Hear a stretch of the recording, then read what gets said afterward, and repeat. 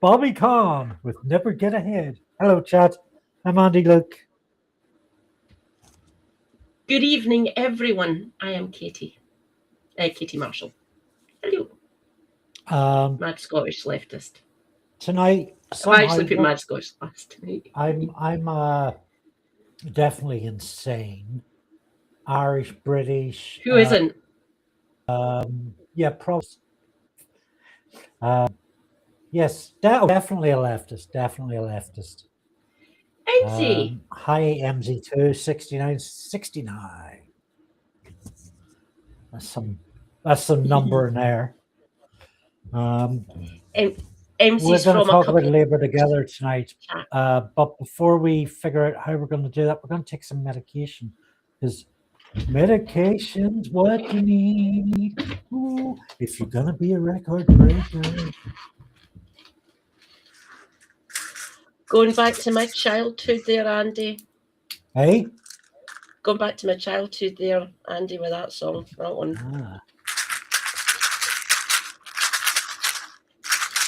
First one I picked. Ellie McPherson. Wow, cool handle, Ellie. Welcome back. Michael A, 1988. Hello. Thank you for joining us. 10 o'clock. So if you're in the UK, 10 o'clock's mids time. I'm going to choose from the... Oh, there's no Saturday one. I must have taken the Saturday one already. Choose from the white tray tonight.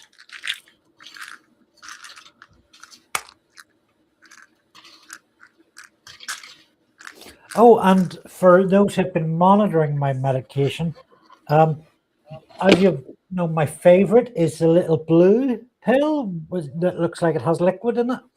But I no longer receive those. It has changed to this kind of, the blue one has changed to this kind of chewing gum looking thing, which is, look how feeble it is. It actually looks like it's broken in the middle.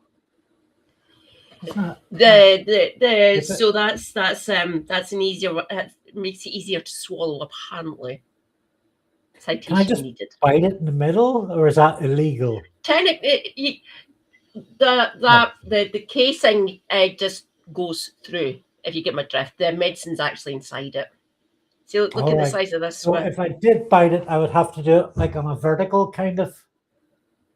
Ooh, well, that's cool. That's fucking great. That one. That's amoxicillin. Oh, fuck. Oh. Don't choke. Oh, it's all powdery. And look, I got this little plastic bit left over. It's not it's a polymer. Fuck it. I don't know how you describe it. The easiest. I don't know how you describe it in easy terms. Essentially, it's non-toxic. It's fine for us. It doesn't really get broken down. Essentially, the binding so you put it in and it gets pressed together using a sort of mold in a pharmacy, or in a hospital, or in a large fucking factory somewhere. Yeah. So the glue breaks down and the yeah. Hello, Jim, Cathy, Flo Snake, Alex Delgado.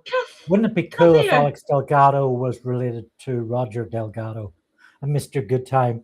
Hello, cool name. And Becca. Oh shit, are we getting room rated or something? This is lovely. Yeah, little blue pill. I used to get these little blue pills that were like, oh shit, here's one, Alex. I get to demonstrate. There's still a few left, and I just love the design of them. They are, oh, great. It's stuck to the bottom of the medicine box. Come on, quicker than that. Yeah, so that's what I was referring to there. Look at that. How beautiful it is, Jen. It's all jelly, squidgy too. That looks like a blue meanie. That looks like a blue meanie. For those of you who don't know, because I'm filled with all sorts of fascinating science facts and stuff, blue meanies were a name for amphetamines. So like you just get taken in the 70s. 60s and 70s. And they're also the name of a character you see in the Yellow Submarine. The Blue Meanies. Much drug coding in that media. We've got 16, 17 people in already, Kitty. That's really strange for our stream. Is it because of the thumbnail? What are y'all doing here? No Kev. No Kev. No Kev. We're missing the Brummy comrade, yeah. So we're the backup Kev. He's taking That's fucking awesome. Yeah, we're the backup. Well, I've been backup Kev for a few times now. Yeah, bit of whiz. I'll take it. Take it as a win. I hope he's all right. Oi, Brummy comrade, you stay strong, and if you're feeling under the weather or something, I hope you get better soon. Because we've got award-winning herbalism. Oh God, fuck it! I'll check who's on. Let's see if we're going to be getting ghouls. Holiday, of course, and probably well deserved. Yeah. So we are going to do Labour together tonight, but well, I have barely returned to my notes because this is my week off, and then I just recorded tomorrow's Sunday Comics review and edited it before I came in. So we have no semblance of a plan yet. Katie, how did you get on with that? Oh God, I went through about a third of the book you sent me. And right, Paul Holden, you are fucking amazing. I love you. You're great. I'll need to actually sit down and just read it. Like, take my time over reading the book. But yeah, the bits that I gleaned from it is that the main takeaway from this is these Labour together bastards need to metaphorically die. Yeah. Just fuck off. Including you, Steve Reed. So I think he's not one of the better when she said she got the half of it. What we're talking about is Paul Holden's a fraud. There's a subtitle on it, which is something like Keir Starmer is a cunt. And not the nice type of cunt. And it's a massive sort of 700-page book, and it's so big that the bibliography doesn't fit in it. It has to be put on a website. It's so big. You've probably, for the political, here's lesbian hot sauce. Wow, cool. Welcome. My favourite lesbian is here. Hi, LHS. We might actually get a lot. Thank you. TKE, hello. Couple of works again. This is going to be fun. All we need now is Nigel and Lewis. That will be fun. I'm going to pull up my copy of The Fraud because there's a few things in it I'd like to... Oh, that'll be good. Yeah. Yeah, I already have that cut out. Okay. Sorry, I can explain. I may as well explain now what I'm talking about. You political nerds will be aware of this, but Morgan McSweeney is somebody who was, until his sort of final days around Westminster, somebody who was very rarely interviewed or photographed or recorded in any capacity. But the author, Paul Holden, investigative journalist, solid, real journalist, managed to come across this speech that McSweeney gave. And I'll bring up the details of it in a minute, but the short story is that the transcript is like 95% of its DNA with the speech that Starmer gave like a couple of years later. Did you catch that bit, Katie? Yeah. Bizarre, isn't it?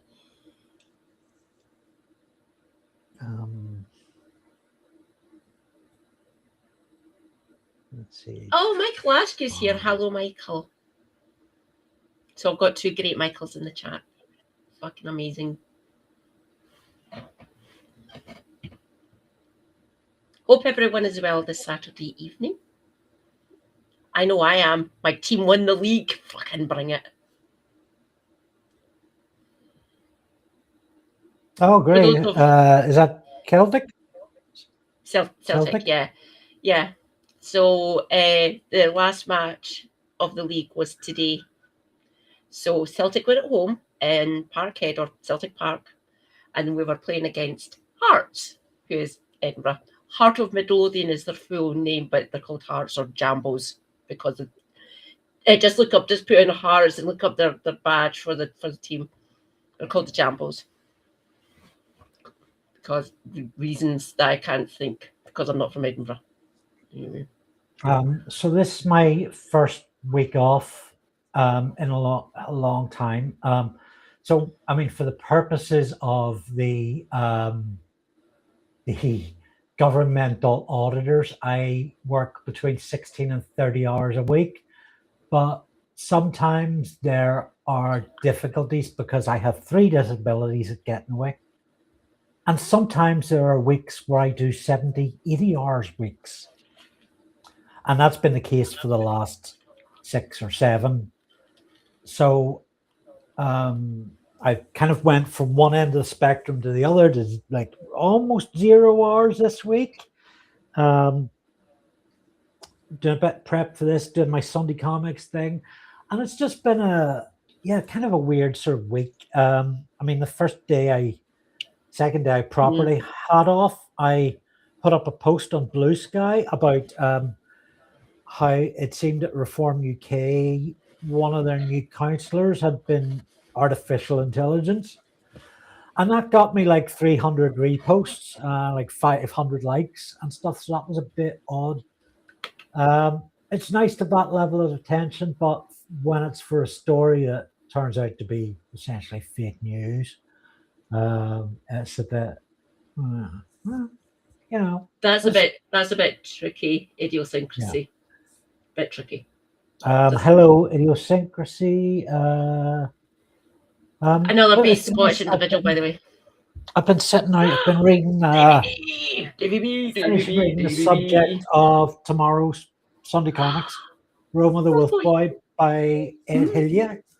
A story of circus life and circus life, basically. Awesome. Like a investigative mystery. Oh, fuck off! Really cool. What are you telling me to fuck off? Have they got? What? Restorer standing a candidate in the fucking maker field. £500 for the kitty. I've also been reading some Doctor Who based comics. Some character from Peter Davidson and Colin Baker's era called Lytton, who appears in a few Daleks stories. So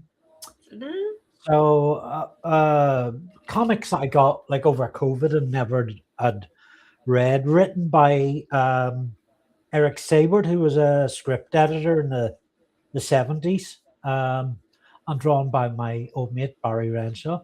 So that and reading J. Michael Straczynski's book on script writing, preparing to get some of my paperwork in for my master's, which I discovered I'd been accepted onto a master's course way back in February, but had missed the email. So last night I officially said yes, I accept the offer, and I put in application for tuition fee loan. So it looks like come September, I'll be doing a master's in film and television production. So quite a week off. Sorry, Katie, you can talk now if you like. It's okay. I was replying to Mr. Gutem. What did you guys think of the Trump Trump-Xi summit, much of a muchness. It went as well as it went, just like I thought it would have, essentially. Yeah. They're both kind of obviously. I'm loath to use this because of historical precedent or anything like that. But Trump is basically like a fascist. There is fascists in his fucking cabinet. Don't get me wrong. There is. It's been proven. He's a megalomaniac. He's a narcissist. A pure fucking narcissist. It has to be all about him. But when he has to interact with world leaders, including Xi Jinping, it's It went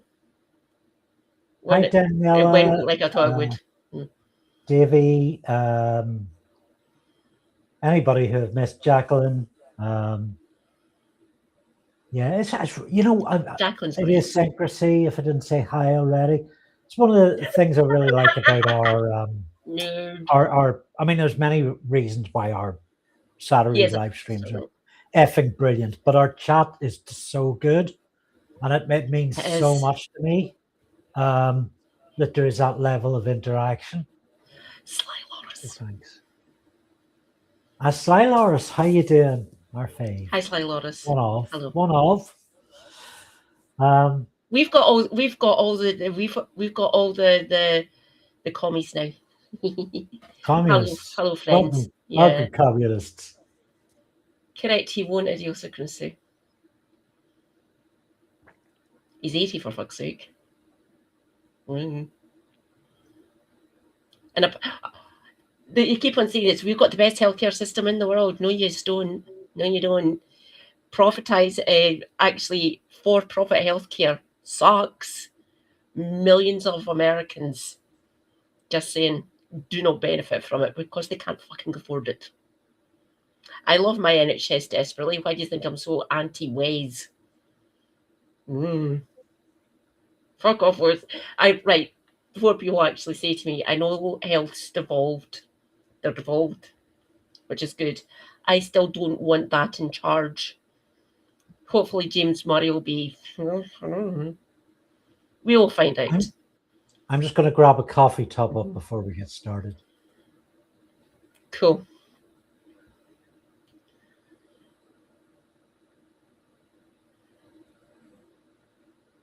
Oh, nice one. Enjoy Diablo 4, Sly Loris. We will be here for a couple of hours at least 3, maybe 4. Because Labour Together needs broken apart, literally, and discussion-wise. God, Labour Together, just fuck off. That is the quick and easy thing to say here. Labour Together, fuck off. Celtic are based, yes. Praise be the Green Brigade. They're now back in. They're on their best behaviour, apparently. Citation needed. By the way, I've got friends who are in the Green Brigade. They're really delightful human beings. They're amazing, but they're kind of mental. A good few Glaswegians are. I am not Glaswegian, apparently.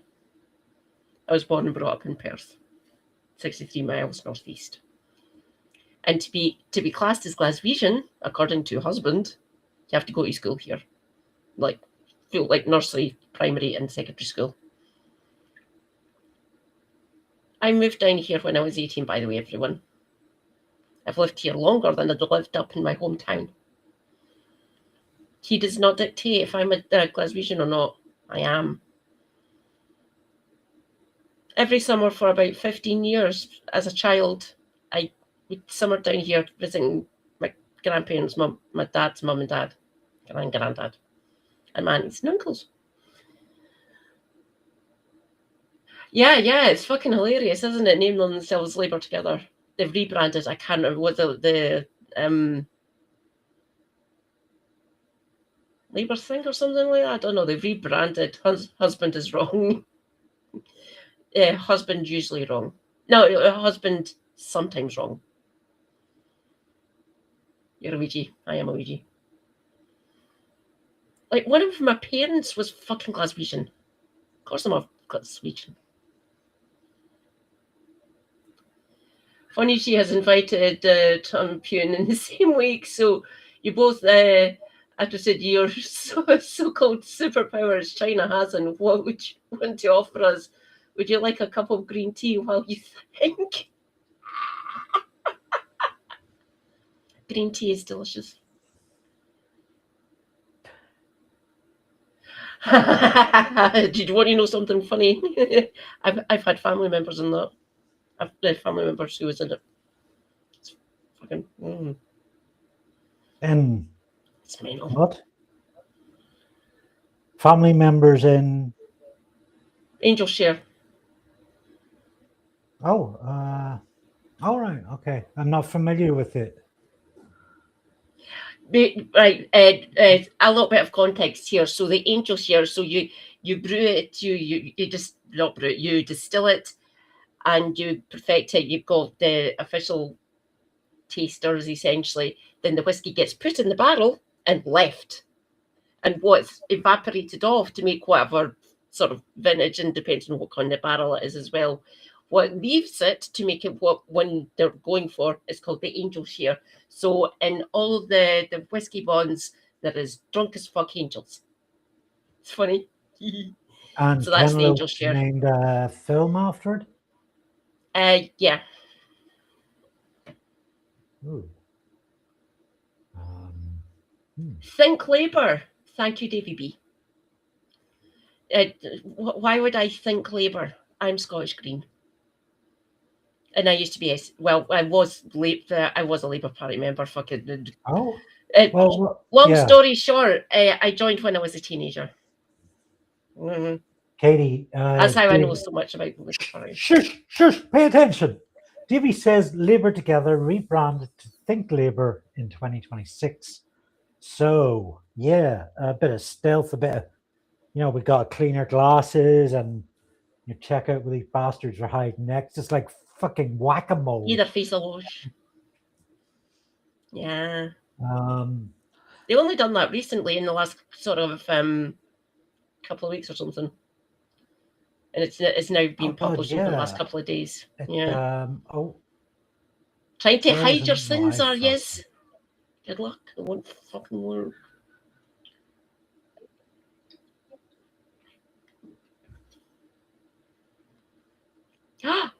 Yeah, hey John.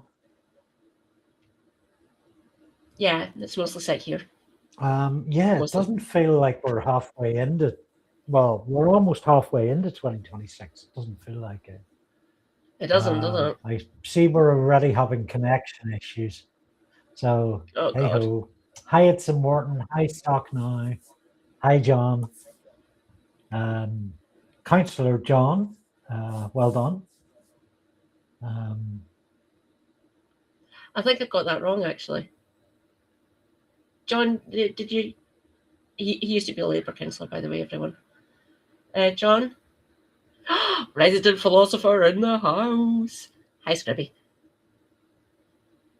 Going to be fun. Oh, no. Amanda.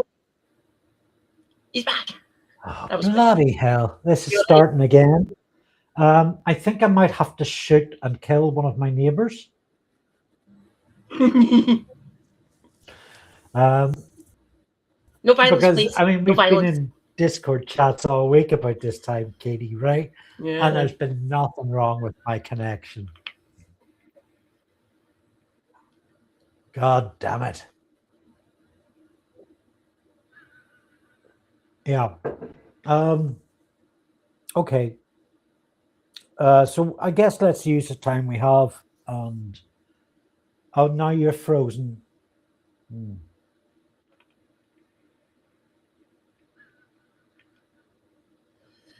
No, I didn't. Hello? I'll get it later.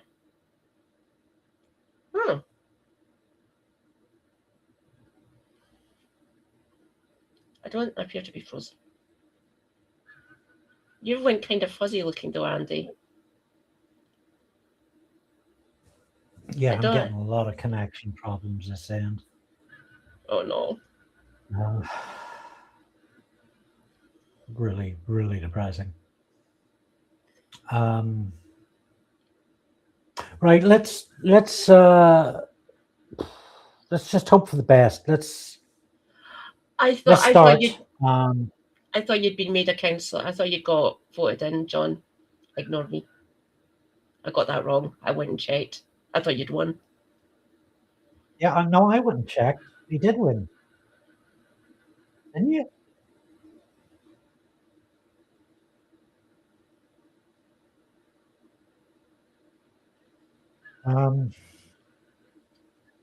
Oh, right. Right, so labor together. Let's start somewhere.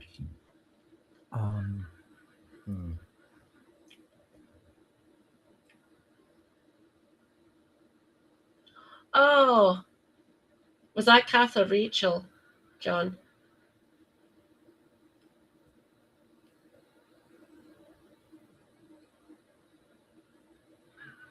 Oh, fuck.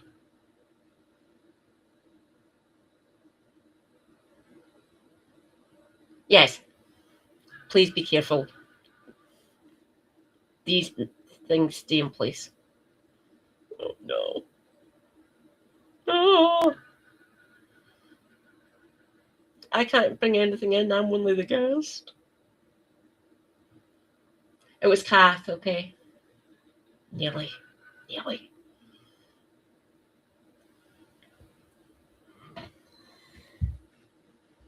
You never know. One of these reform aegis might have to step down for something like it gets brought to light.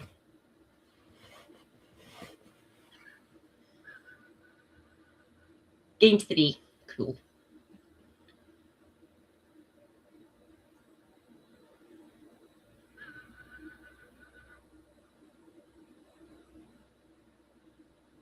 Yeah.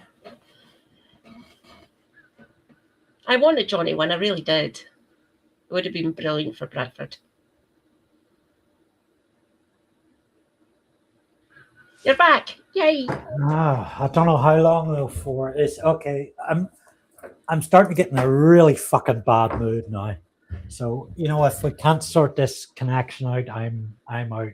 Sorry, people, but I just have not had a week off in ages, and I don't need to be thrown into a mental strop. So, I'm gonna try and join in with my my tablet to see if we can figure that out. Okay. And here comes Andree. Oh, and we need to mute. There we go. Hopefully he will sing.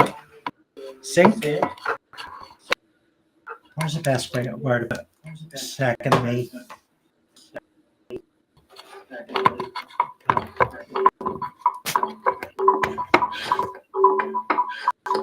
Okay, where's the volume coming from?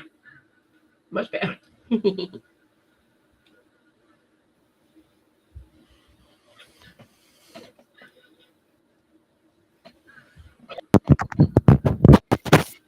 Tonight your lass is wearing sparkly shoes because to cheer me up.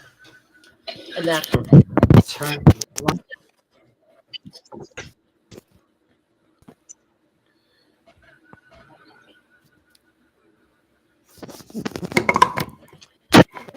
It is fun, isn't it, Sly Loris? Okay. There we go. Okay, any better?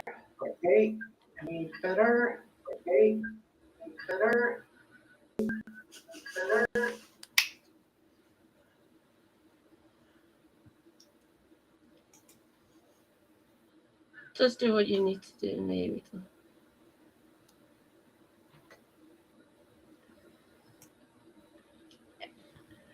Oh, are we good?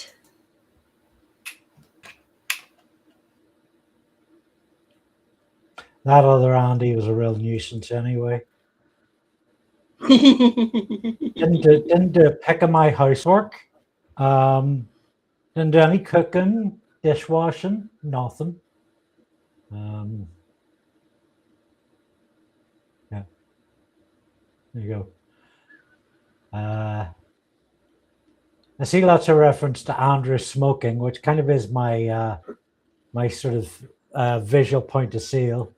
But I'm not out of cigarettes until Wednesday, so yeah, it's gonna add to the crankiness, isn't it? We loved you so much more when you were a smoker. I'm saying this for your own good. You need to go back on the cigarettes.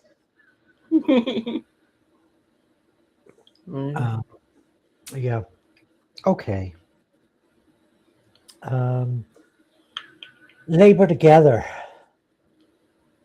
Let's start somewhere. Yeah. So, I mean, I guess we've got a lot of political nerds, most of whom are We do indeed. relatively familiar with Labor Together, the think tank. But we should probably cover the major bits of that story for anybody that isn't, and then they can flag up any problems along the way. A couple of Burke's. Hello, please go and check out a couple of Burke's YouTube channel. It's one of my favorite new channels. Please, they're doing some amazing work. The London Cheesehead, what a name. Oh, it's a brilliant name, isn't it? I love the London Cheesehead. He's great. They're great. I'll use they them. Yeah. So Labor Together, a separate, not officially a member connected to the Labour Party, but certainly including members of it, a think tank drawn from made up with right-wing members of the party, formed around 2017. 16. 16. Essentially to seize back control of the party from Corbyn mania. One that was actually quite popular. Yeah. Oh, do you know what? Andy too, the other Andy you saw there, has just been disconnected from the chat. And Prime Andy is maintained. That's quite good. What the fuck? Be careful, no loud noises, don't go to gigs. Yeah, because your equilibrium's been disrupted.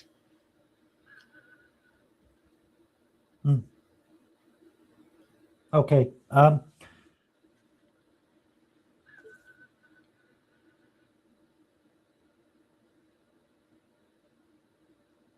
Cool. Okay? Cool. Yeah. Just bear in mind, Katie, if you're reacting to comments, and I'll need to do the same. We're going out to 5 different streams, so not everybody will be able to see those comments. So yeah, just mention what you're talking, what you're responding to. Right. A couple of Burks. Perforated. Oh, thank you, guys. You're welcome.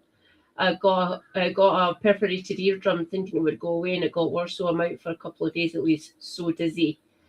So when you perforate your eardrum, which is inside the ear canal, obviously, it upsets the equilibrium of your head and your actual balance, and it can make it worse if you do certain things. Listening to loud music, loud bangs, anything like really like decibels loud, it can literally punch a hole right through your eardrum and you go deaf. So please be careful. Yeah. Oh dear. And just remember, we have no idea if we're seeing everybody's comments. I think we're seeing quite a lot of them, though. Yeah, but whether you can see our responses is another thing. So Labour Together, right? Yes, Corbyn mania, massively mass popularity, progressiveness, and that's not on. That's not on. So we have this little think tank. Labour Together, which is composed of primarily Steve Reid, MP, Lisa Nandy, later, but not too far along, is Morgan McSweeney.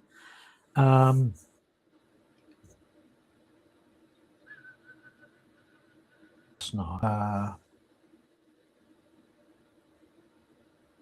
Wonder, can I Thank you. flag up an image?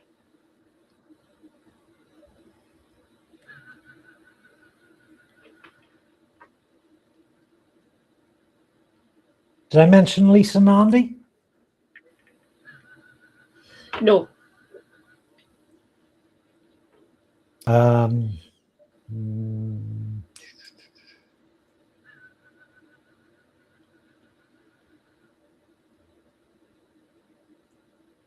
A couple of big sort of Friends for Israel funders, Trevor Chin and Martin Taylor, both billionaires. Yeah. And then, I mean, Starmer isn't involved in the beginning. Starmer was not necessarily, they wanted somebody to oppose Corbyn, but Starmer wasn't initially involved in that movement. He came along later. Yeah. Which speaks to the whole notion that when Starmer was elected PM, they honestly didn't think he would become PM. And there's a few other things in that journey to Starmer becoming PM that it's like, you know, they didn't think that was going to happen. Looking at it now, looking back, it looks so ludicrous that, you know, if you've got a race between, was it Boris Johnson, Rishi Sunak, and Starmer, who's going to win that race? Well, it's pretty bloody obvious that between Sunak and Starmer, Starmer's going to get it. And the fact that they were so deluded and couldn't see that for themselves. He originally got brought in as Miliband's shadow attorney general, basically. That's why he went into politics. So they wanted, and that's why he was in cabinet and Corbyn took over. He got voted in by the membership, and so did Tom Watson as deputy leader. That were like, there were a few others that were kind of like second generation Labour Together. I say second generation, I typically mean, you know, within the first year. They weren't in the first episode of the TV show, but they showed up within the first season. So Baroness Judith Blake, who looks mental, might not have heard of, certainly hadn't. If you've any intel on Baroness, I recognise the name, but I couldn't. Yeah. Shabana Mahmood. Unfortunately, we do know the name now. And those two twisted children, the juvenile offenders, Rachel Reeves and David Lammy. I've always thought David Lammy looks like a domestic abuser. He just has that look on his face.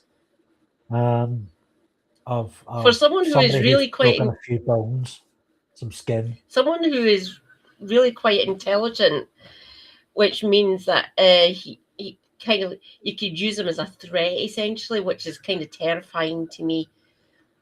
Like a lot of the racist people here in the UK and stuff, were saying, why is this individual being brought into high government and stuff like that? Because he's really intelligent, apparently. He was a lawyer, by the way, everyone. Lammy. Rhodes Scholar as well. And sometime which means he went over and done London. And sometime within like the first few years of Labour Together, Wes Streeting joined the think tank because he would later, if I remember rightly, Streeting would later take over running it. Now, not everybody involved in Labour Together at management level exactly knew the level of shady shit that the think tank would go into. Yeah. And for me, well, I think for everybody, it was the way they decided to go. I mean, it's bad enough they decide to go after Corbyn to unseat him, but the way that they would do that, which was essentially by weaponizing anti-Semitism. So there were so many reports of anti-Semitism against Corbyn's Labour Party, House Graby. But many of these reports, these complaints, were coming from Labour Together, from McSweeney and from McSweeney and Steve Reid primarily were at the head of this. But other sort of lieutenants like Reeves, Starmer, Lammy, Chin, Taylor. So one of the main architects it was blows my also mind the anti-Semitic fabrication. one of the main architects, by the way, everyone, you'll recognize this name now, was Josh Simons, who has fallen on the sword. He was one of the main architects of this and the whole Starmer project, essentially. But he's fallen on the sword, so Andy Burnham can run in Makerfield, which is Wigan area, essentially. Still part of the Greater Manchester Council, Greater Manchester. But yeah, so doesn't pass the smell test for me. Sorry, Josh, not trusting you whatsoever. Thanks. We know exactly what you like. Yeah, I said Wes Streeting took over running Labour Together. It was actually Josh Simon. So, Wes was very much involved. He probably citation needed. Feel free to shout at me being my own crack theory, essentially. More than likely working with Josh Simon in the Labour Together movement. Can't say definitively, just my own theory. I mean, there were a few overlapping sort of societies and schemes. Yeah. Labour Together was kind of the centre of it, but there were others. I mean, so there was what the press called the Gang of, which were the 5 people behind Starmer, and there's a bit of a Venn diagram overlap with Labour Together. There was the Ergon House scheme, and the Ergon House scheme was essentially it was the money diversion tunnel from Labour Together to Starmer. So you had 800,000 that was undeclared that Morgan McSweeney should have declared. Of course, Morgan McSweeney sent around text messages saying, no, don't declare it. We don't need to declare it. And I hope we don't get caught not declaring it. Paraphrasing there, but essentially they were going to get caught. He knew he was afraid of getting caught.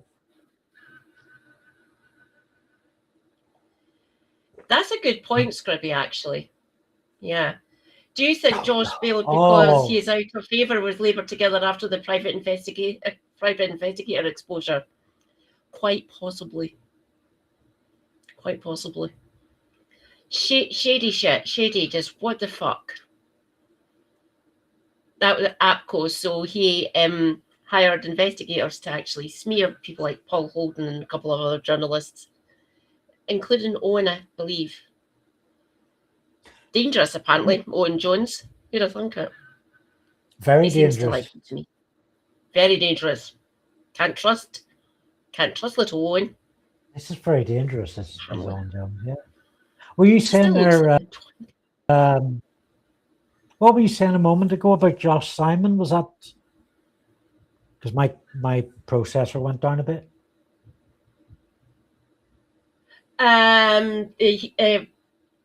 I'll go back. So he was the original architect. I believe that he is, like, him and Wes were working in the background. My own crack theory, can't prove it. Feel free to laugh at me, everyone, if you want to. But that's my own theory, because all of these people all talk, well, the small clique that it is, essentially the ones who are actually in control. You have to remember, Keir Starmer I don't know if he actually is by. I'd want to go and ask him this. I really don't give a fuck what the man says at this point, because he's been the horrible fucking prime minister. Many of these I've always experiences were equated. brought to. It's my turn to speak now. But many of these experiences were brought to the public by Paul Holden, who, I mean, we're going to talk about Paul Holden a lot because he's kind of like a key sort of evidence provider in all this. But Josh Simon put a private detective on him and tried to connect a number of, tried to smear him. And so Josh Simon was probably not the only one in Labour Together to do that, but pretty key in it. So stand down this week to let Burnham have a shot isn't the end of Josh Simon's chapter, and we need to, well, actually, I've got some thoughts on that, maybe later, but we do need to keep an eye on what he's doing next, because he's not to be trusted.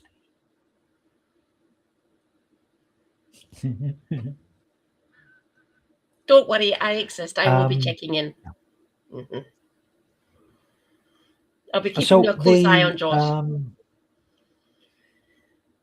Oh, I think I might be ready to share my screen for that McSweeney speech bit. So let me see. Window VLC. Fantastic. There's no audio, so we can. There shouldn't be any audio. We can talk away over the top of it. Excuse me. I think. Except I can't actually see anything. Can you see anything? No. No. Oh, can you see anything Michael, yet? please don't. No. Ahoy, hoy. Please respond. No. Oh dear. Okay. Not to worry. Yeah, my VLC has been misbehaving lately. Oh no. Oh, is that it? Oh, is that it? Let's see. Yeah, it's really been misbehaving lately. Try again.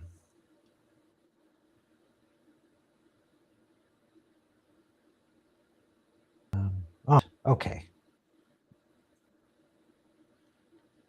This should work. And this is just 35 seconds long. So this is basically, we referenced earlier a speech that Morgan McSweeney made that was later copied by Keir Starmer. So Paul Holden has shown these two speeches side by side and the differences between. So I can you got that up now, Katie? Yeah, I've got it. Yeah, I can see. Yeah. Thank you. So this is just a screen recording I made scrolling through these speeches. So I'm seeing Starmer's on the left and McSweeney's on the right. Starmer isn't on the left. Sorry, couldn't resist that.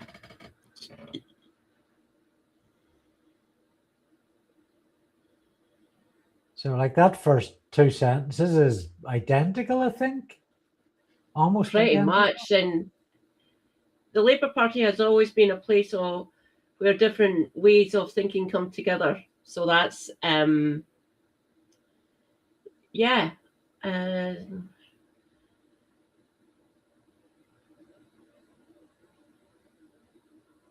And over the Labour. I forget what the code is. Where italics are used.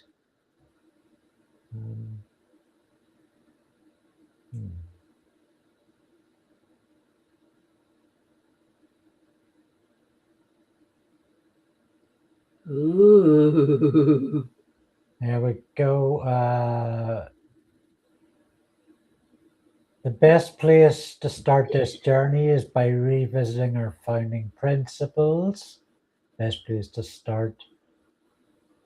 Our This journey is by revisiting our founding principles. The parties divided and unity required reconciliation. Yeah, so identical, pretty much. It is, yeah. Correct, listening. I'll come back to that timestamp at 20 seconds. I just want to see what you're going to remember what his book says about this. I'll just say, yes, for it so everyone can hear. Scribby says a chat GPT rewrite. By the looks of it, Scribby, yeah. Yeah. You know, that, or he thinks like a McSkinny thinks like a large language model. Obviously he doesn't. But yeah, it's freaky how this actually looks. It is so similar. Like different, sort of different structure, but the same meaning. Same meaning. Well, it's the same language. It's just copied pasted. It is, yeah. With a few extra sentences, a few taken out. Yeah. So I think these are a year apart. One was given by McSweeney in the summer of 2019. The other was made by Starmer and appeared on the one of the websites in 2020. Wow.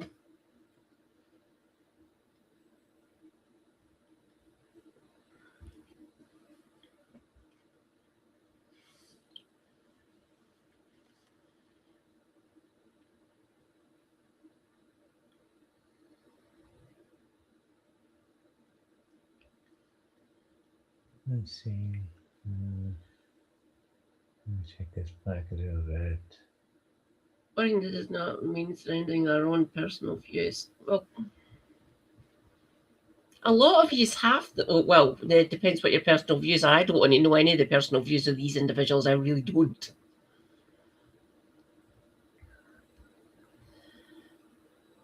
Labour's decision.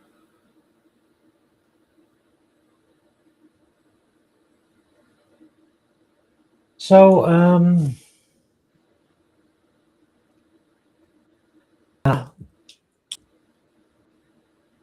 but I mean, that's really just kind of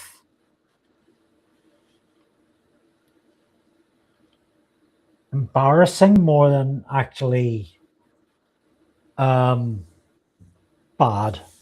You know, it's just silly. I would yell, come up with something original.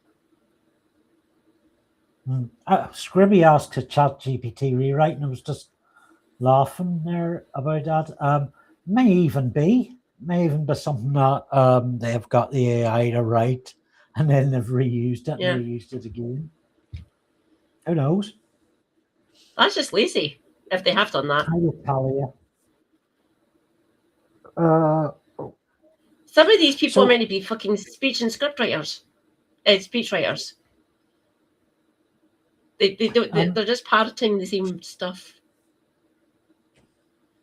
No wonder it came crashing down.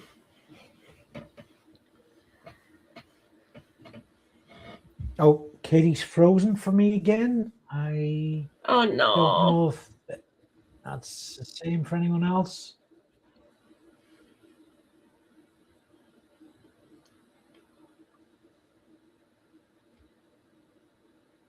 I seem to be working on my own end. Yeah.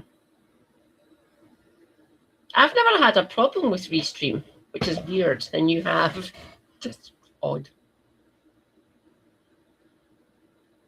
Maybe we can take a couple of Berg's suggestion for the next one. I can set it up if you like, and I can be the host. Haha, I'll have all the power. Oh, fuck.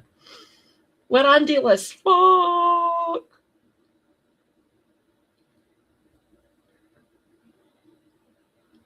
Mine not frozen, thank God for that. Thank you, Flo Snake.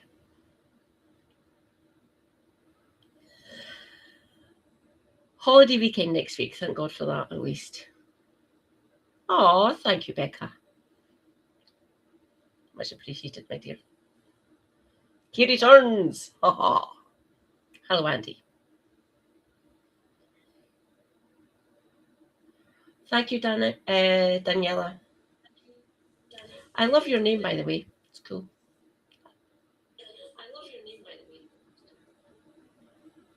Well, that's weird. I can hear myself.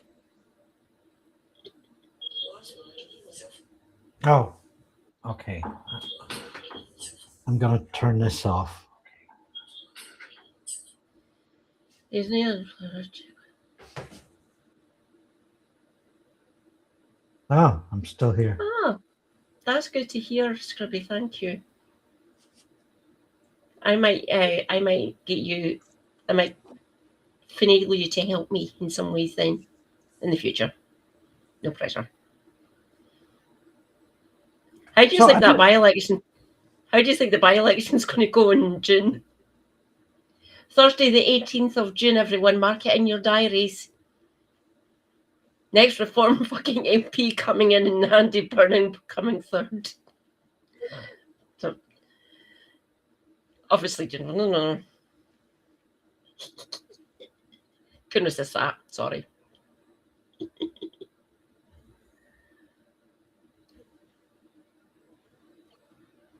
Ah, bollocks. Oh God, he's completely got dropped out. Fuck. You're welcome, Daniela.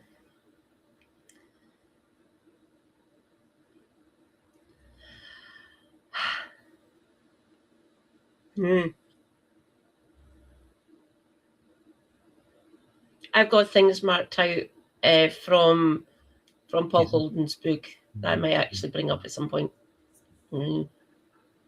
Oh boy. The section's called Killing Corbynism, everyone, by the way. From what I've read, everyone should be reading The Fraud.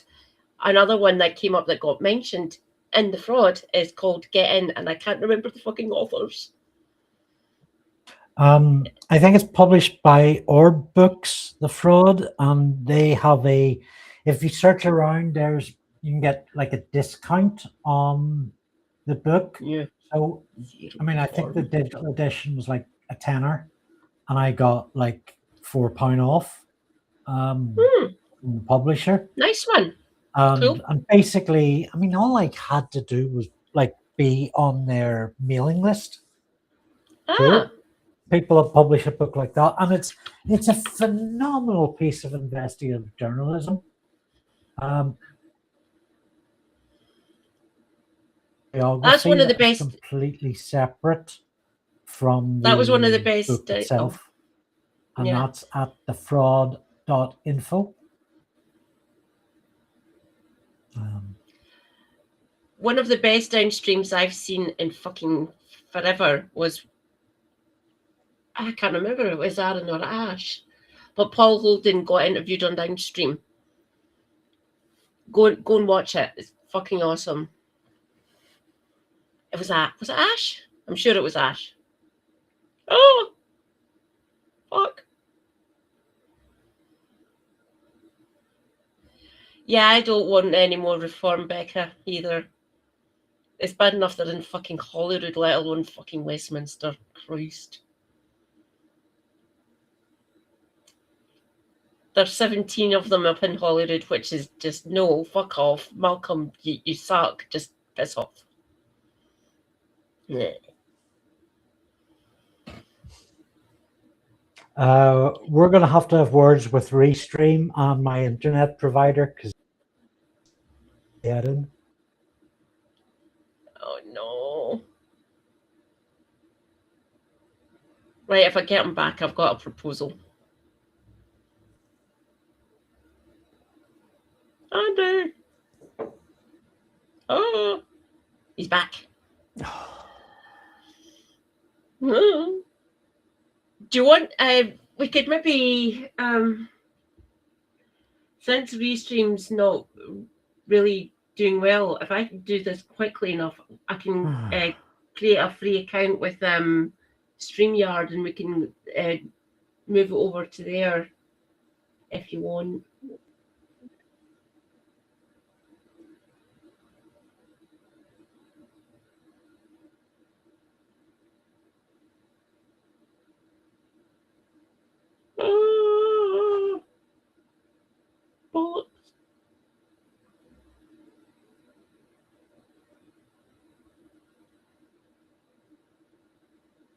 Oh no.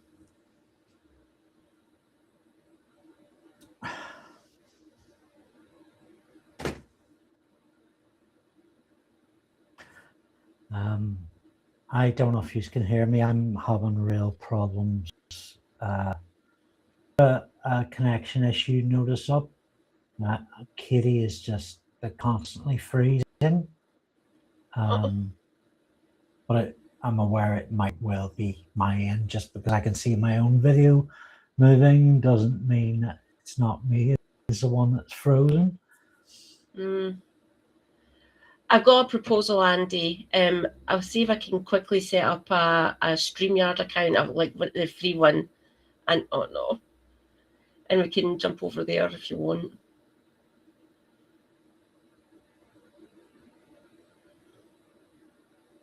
Oh.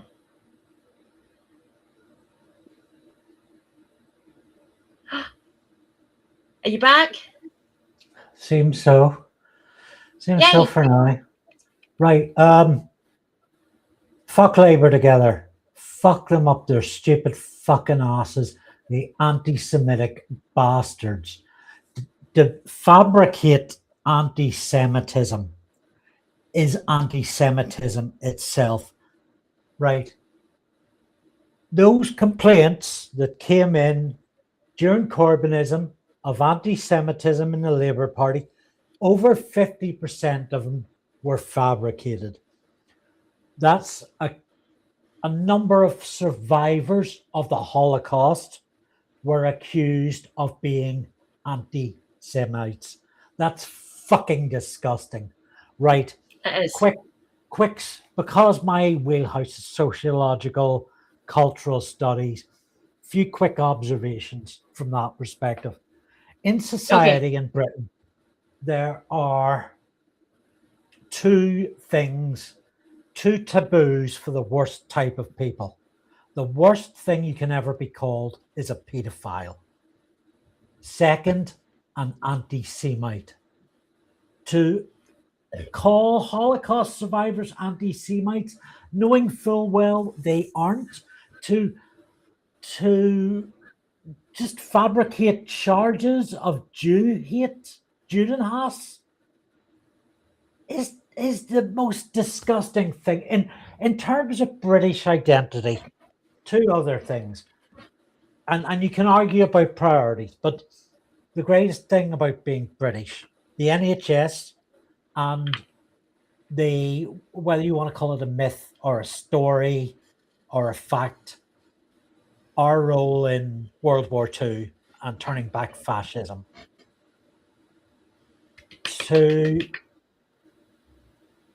turn that, and since World War II, you know, it for whatever happened, it was a real rallying against tens of thousands of years of anti-Semitism that never again would it happen. Yeah.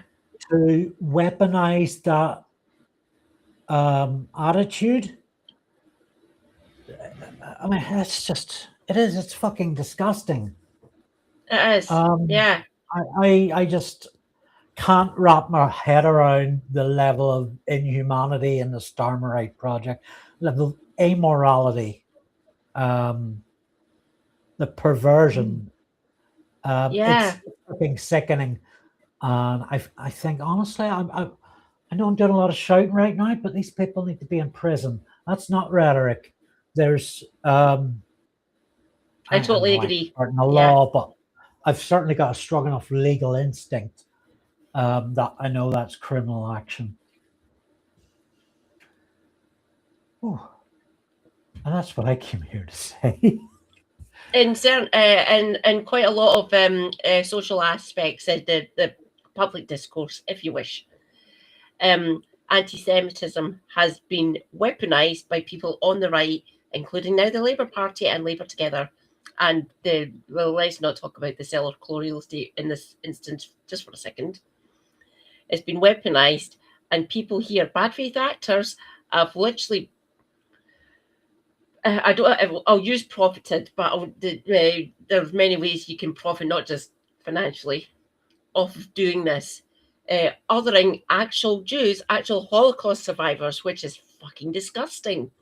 And what settler colonial state is doing, literally using the deaths of Jews worldwide to carry on with their genocide. Just no, that's anti-Semitism. I don't care what you say, BB. Thanks. And it's validation for Most of these, all of these people, for anti-Semites. yeah, all these people need to be taken to the Hague, including our Prime Minister. And quite most of that cabinet, and Lisa and Andy just know. I already hated her anyway because she said it should be a federal brand, like similar to like an American setup. And her defense of Maccabi Tel Aviv, fuck you, Lisa. No. Kev went righteous on that one. For more than that, so they wanted to allow Maccabi Tel Aviv, one of the most violent fucking football teams in the world, to go and play at Aston Villa, which is a Birmingham-based football club. Kev went all righteous on it. He's a Birmingham City supporter. We're not getting to that. So Villa's the other team in the city, and he said no. So I remember one of the videos that Kev and Helena done discussing this, and yeah, Kev was right. Lisa and Andy needs to go. She wanted to reduce the powers of Holyrood and make it more a federal system. So no. But her defense of that team and what was happening. And said that there's no precedent for this. Yes, there fucking is. I live in Glasgow. It's happened before. We've banned teams from coming to with the actual football team has came over to Glasgow to play either Celtic or Rangers. But the fans, because they're violent fucking hooligans, got blocked. They weren't allowed to come in. They could come into the obviously they need you use a passport to get into UK. But Celtic, as a football team, blocked teams before. So there is precedent for it, Lisa, so shut the fuck up. I was losing my mind watching that one, her saying that, talking to someone on Sky News, I think, and LBC. No. Another Labour Together acolyte, by the way, Andy. It'll be fun if Andy Burnham gets in. He's going to have to get rid of all of that cabinet, essentially. Hopefully, you will get rid of Ed.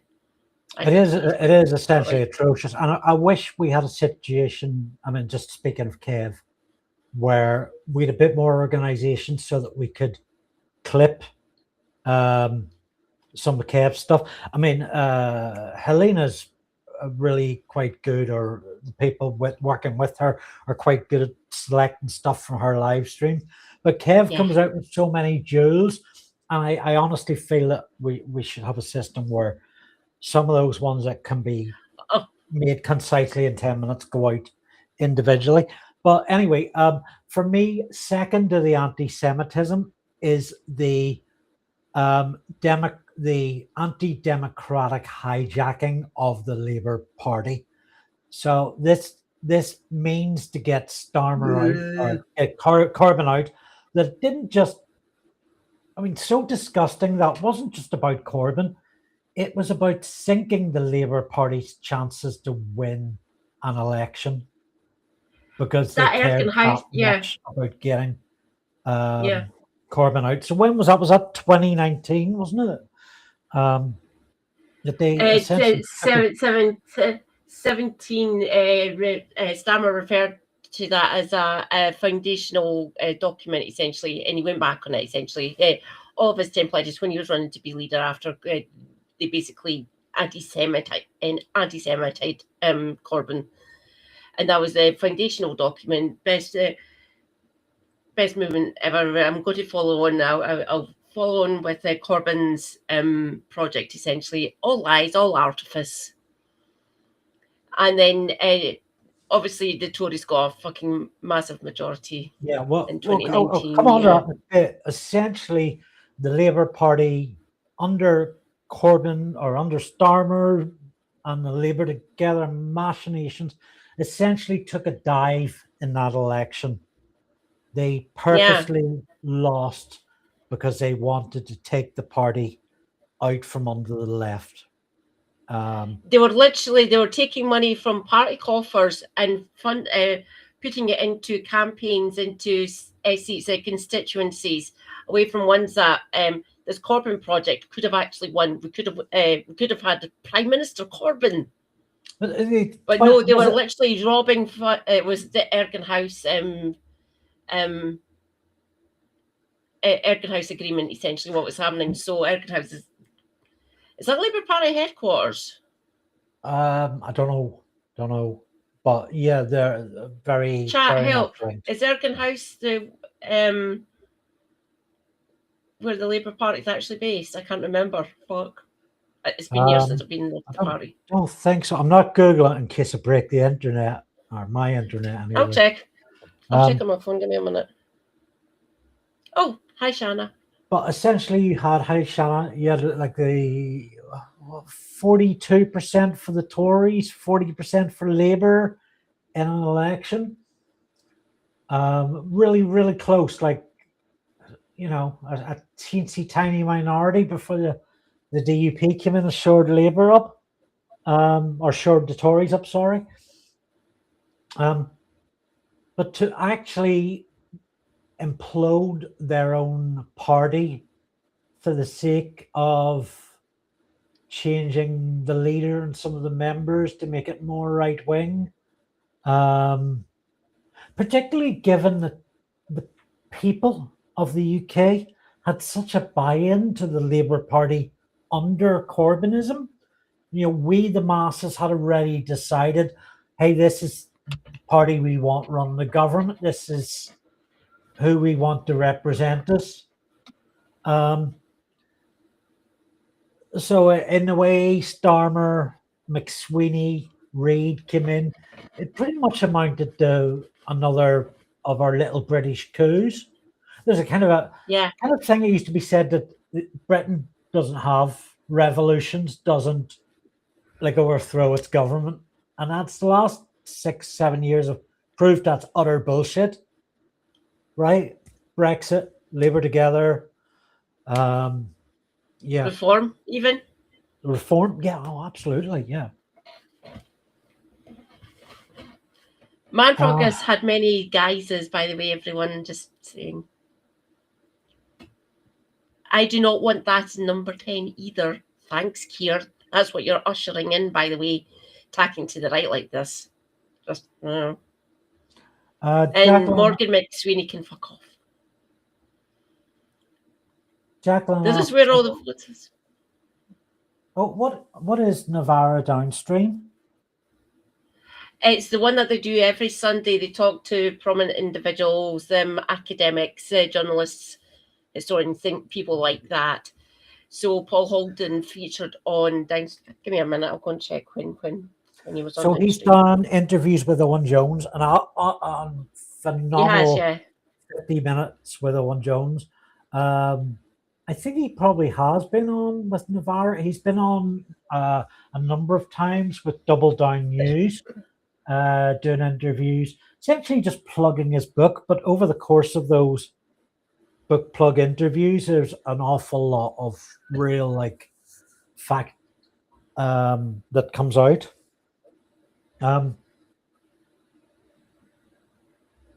Oh, thank you, Flo Snake. You don't need to react to Kevin Heaney. You do perfectly well by yourselves. Honestly, I'd rather hear you without them. That's not because I dislike them. It's because I have different views. I think so. I mean, I think everybody in our audience knows Kevin and Helena, essentially the gods of British YouTube politics. Love and respect. But we need as many voices as possible. And there's so many great voices.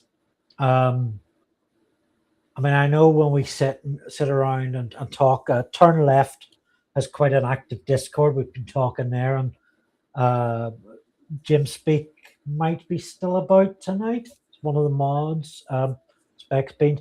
But there's so many. There's a couple of Burks who does his strong anti-fascist material. There's Daily Blase who does a lot of subcommittee coverage. Hi, Aaron. Katie, who does our Scottish thing, Davy McGuinness of the two Davies. We're Maximilian Robespierre. We're forever finding like new. I mean, Political Custard is one I don't mention an awful lot. Who's really good at finding funny stuff, but the voice really annoys me. The voice really. Does it? I love the voice. I love the voice. I think the voice is brilliant. Perfect for. It depends on the context, but that there's so much of it. Doc Davies, My Left Eye, of course, My Left Eye. What Lefty is doing over there is just doing, I mean, the same way that Kevin uses humor to educate, Lefty, My Left Eye is doing the same thing. And with a really unique audience interaction thing, solid journalism, reportage, even out, away from keyboard as well, going out in the streets and filming stuff, which is something a couple of Burks does as well. They do indeed, yes. So check out their channel. And actually, if you'd like some more Katie and Andy, if you've not had enough of us, we were on a couple of Burks live stream on Friday. No, Wednesday. Wednesday. All right. Wednesday.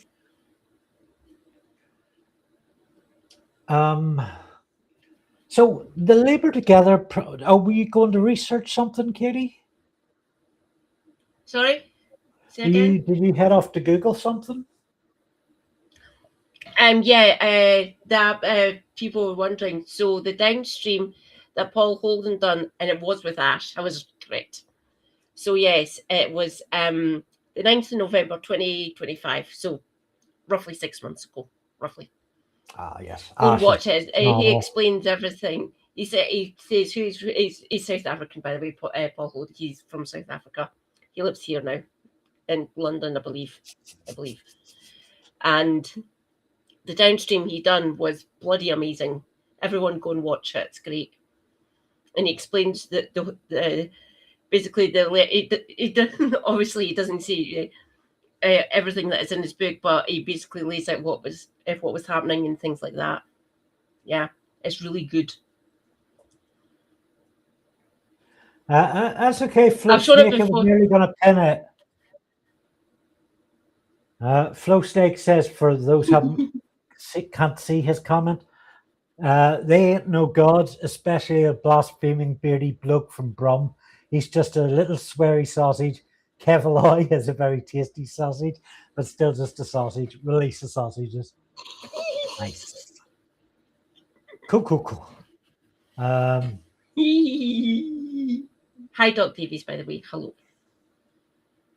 So, after all this Mandelson, Super Mandelson stuff, there were a few questions in the House about launching an investigation into Labour Together, which never appeared.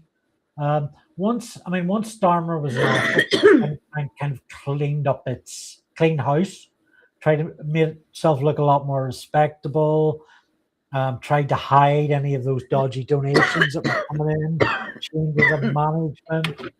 So, if you looked at it now, I don't know how much sleaze and dirt you'd find, but quite a lot.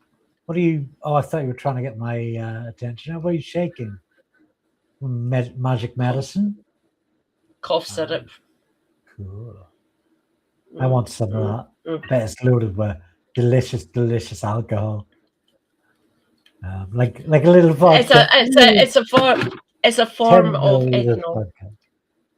It's a form of eggnog, did you say? It's a form of ethanol, essentially. The one of the binding agents that they use in cough syrup. That's why a lot of people got addicted to it, apparently. A few, anyway. But it makes it easier to swallow and to actually get digested. To help. Well, it's essentially coating the throat so you don't actually cough as much. Or it's not as sore. Plus, it's an exportant which actually expels gunk. I will go no further because some people have ick. I have ick. There's things I don't like about the human body. Including my own. But yeah, it's just to soothe the throat a bit and stop me coughing as much. Not fun. I don't think people want to hear me hacking up along. Not really nice. But that's what the amoxicillin's for. To get rid of Oh, by the way, for people who do not know, I'm currently suffering from bronchitis. Bollocks. So I'm on antibiotics. So hopefully I'll be cured soon. Well, it will get cleared up. Usually, bollocks. What ambulance? She is. That's why I keep on directing people over to her, Jacqueline. I'm better at the social issues and the health side of things, obviously. But yeah, Helena's brilliant at the economics and also the social sphere as well. So for better economics understanding, either go to Unlearning Economics or Helena. No Justice, MTG. Helena's good. She is good people. And a really good streamer, obviously. I try my best. It is up to you to decide if I'm a good streamer or not. I'll just do slight shilling here. Give money, please. No pressure to sub to me, of course. A follow would be good. I'm up to 550. Oh, fuck. He's completely dropped out. There's another good channel, but I don't think he's been active for a few years now. Same with Socialist Think Tank hasn't been around in Cow Daily. Came up in conversations over the years. Haven't seen anything.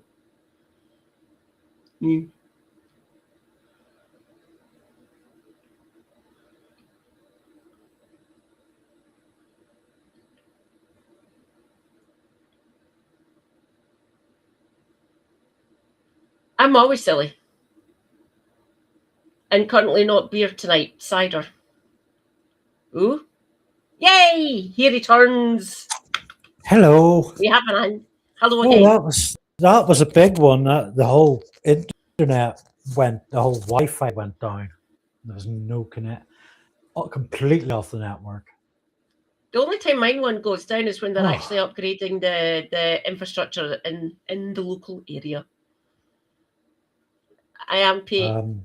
I've changed over now, by the way. I've got a better provider and I'm up to 100 megabits. Fantastic. I am paying less. I was paying £30 a month. I'm now paying 20. So I'm getting faster speeds for less money. Virgin Media can go and suck it. So tonight's Andree stream is brought to you by BT Internet and Restream. So one of those two, or is it BT? Yeah. So one of those two businesses will be responsible for all the cock-ups as well as all the good stuff. So yeah, I might just declare a jihad on them later in the week. So you know what really irritated me about the first time round of Labour together and its mass campaign of anti-Semitism is the fact that racism and anti-Semitism in the Conservative Party was much, much worse than it was in Labour, considerably. And I mean, if McSweeney wanted to, if they wanted to wheel out the dark arts, all they needed to do was just bomb the Conservatives with accusations of true things, rather than enough evidence. Yeah, and it's. I was going to say it's probably still worse, but over in the Conservative benches, but we don't actually know that because since bringing the right wing into the Labour Party, anti-Semitism is probably worse than what it was under Corbyn. It's went up. Although to be fair, a lot of there's far less anti-Semitism now in the Conservative Party because they've all moved to Reform. Oh, sorry, Aaron. Yeah. More decision had to be made on my Twitches. What's that? There you go. That's I had to mod decisions, so things get modded by either Twitch itself, which I don't get to see because that's their fucking platform, blah, blah, blah, whatever. But there's things that come up for me that I have to review whether I want to allow it or not. And I usually do because Elron, my poor comrade who lives in Wallasey, a lot of the things get brought up to me, but I allow it, and then I update what's allowed to be said on my stream. Don't get me wrong, there's things that I still ban. Jackie asks, Mike Cow from Cow Daily did an excellent interview with Zach Polanski. Well before Zach Polanski was a household name in leftist circles. Do you want me to link the interview in the chat on Discord? Certainly throw it in the Discord. Actually, yes, that's the only, I can't click on any links in the chat. So I've got it in my Discord. I don't know, maybe Katie can. Oh, there you go. We were going to throw up a Paul Holden interview and do some reaction off that. I don't know what mixed feelings. Huh. No, throw it up if you want. Yeah, that'd be good. Which one will we? Well, let's have a look. Let's see what's up there. Oh, yeah, let's see what ones we've got. Yeah. Actually, Katie, can you use Restream to share a screen? I can. I'm a guest. I'm not the host. Bloody Restream. Right. Okay. But you know what? Restream is like, when you're paying for it, it's like it's like half the price of Streamlabs. Streamlabs has a better connection, but it's like something like £30 a month. It's ridiculous. And the free version only gives you one. StreamYard. Yeah. I'm Streamlabs. I only pay £15 a month. Oh. It still has dropouts, yes. Yeah. The price is cheaper here in the UK than it is in America or in Europe, by the way. Because we did actually say, no, if you want to do this, you have to make it on parity with the other ones that are available in the UK. And they basically got forced into it because it's an American company. So I only pay £15 a month. I did pay £5 though. You're a pain in my butt for tangents, Kitty Marshall. You're a tangent master. Right. Okay. Do we want to check it on Jones? I've seen it, like, but I haven't yet. No, so bring it up. Yeah, bring it up for me because I haven't seen it yet. A Twink fan, so okay. I'll just give a wee look while I'm there. So Politics Joe have also interviewed him. Navarra. I think Navarra have interviewed him several times. The Labour Left podcast. He's been on Downstream, and they've brought him into like Novara Live, like the one that they do every weeknight at 6 p.m. They've had him on. I've lost track. It's 5 times that I can remember of, and he was on the other night when Helena was hosting on Thursday. It was great. Sorry, who was that? So when Helena was hosting Novara on Thursday night with Dahlia, they brought in Paul Holden as well. He was on Thursday. Ah, right. Yeah, because I'm just looking at a Navarra video from 7 months ago about Paul Holden, and it has Navarra and No Justice. I wonder, did she also do an interview with him? I've watched it, but I honestly can't remember because my memory's shit sometimes. Okay, and I think Owen Jones has interviewed him twice at this point. Yeah, I think he's interviewed him twice in the last couple of weeks, I believe. Yeah. Oh, okay, but you haven't seen either of them yet? I haven't seen either of them, no. I've seen little clips and short. No, you know the short feed on YouTube of what I've seen a couple of them, but I haven't seen the full interviews. Okay. Been doing other stuff. It was just a wee minute. Oh, there's like 7 Paul Holden linked. Fair few. Fair few. Yeah. Well, 3 of them appears to be direct interviews or commentaries. So we've one from 7 months ago, one from 2 months ago. They're both about 50. There's 50 minutes, 40 minutes, and the most recent one is 21 minutes. It's from 3 months ago, and it's about Mandelson primarily. Do that one. That one might be quite. Yeah. I'm trying to think of ones that would actually talk about Labour Together. Maybe the ones from about 3 or 4, between 6 and 3 months ago. Yeah, the one from 7 months ago is that's the one I found most affecting. Yeah. It's entitled "Could This Bring Starmer Down?" It has. Want It me has. to play part of that? Yeah. Yeah. Okay. Yeah. Helena's on turn left. She gets everywhere. She's like She does indeed. Superwoman. Superwoman? Is there even a Superwoman? I can't remember. Yeah. Yeah. Are you sure? They could be called Katie, or they could be called Helena. Okay. Could this bring Starmer on? Let's see. Not Katie Hopkins, anyone, please. Here we go. She's not a superwoman. She's just a racist. Twink! Even though he's in his 40s. There he is. That's our darling. Right. Okay. Let's give this a bit of a blast and we'll pop in.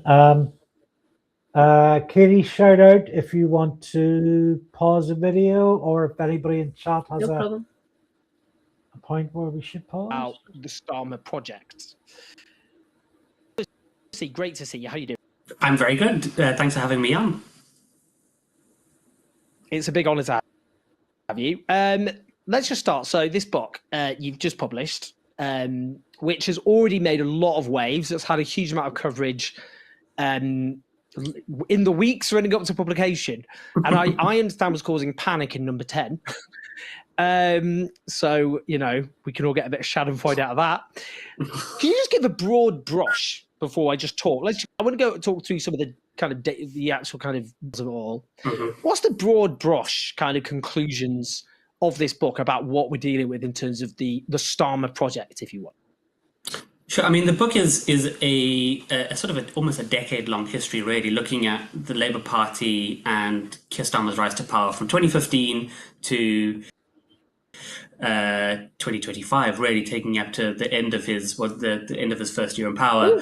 And the idea behind it was to explore the sort of incredible levels of deception, dishonesty, and illegality that drove him to power. What we see is, you know, the campaign that brought him to power, the organization that brought him to power, was doing so through a whole series of incredibly despicable secret funding with declared money. And then when that campaign succeeded in installing Keir Starmer as the leader of the Labour Party, then took over the party and engaged in this just absolutely terrifying, I call it almost like an orgy of misconduct and factionalism, in totally remaking the party in the image of this tiny little censorious authoritarian faction that has its roots in this campaign funded by illegal money, but which is sought to transform the party in their image. And as we're seeing, it's an image that the general public pretty much despises, and I think could potentially destroy the Labour Party in the long term. It's big stuff there. I mean, there's already been, let's just be clear, just so people can kind of, just in terms of what we're dealing with, there's already been resignations caused by this book. Yes.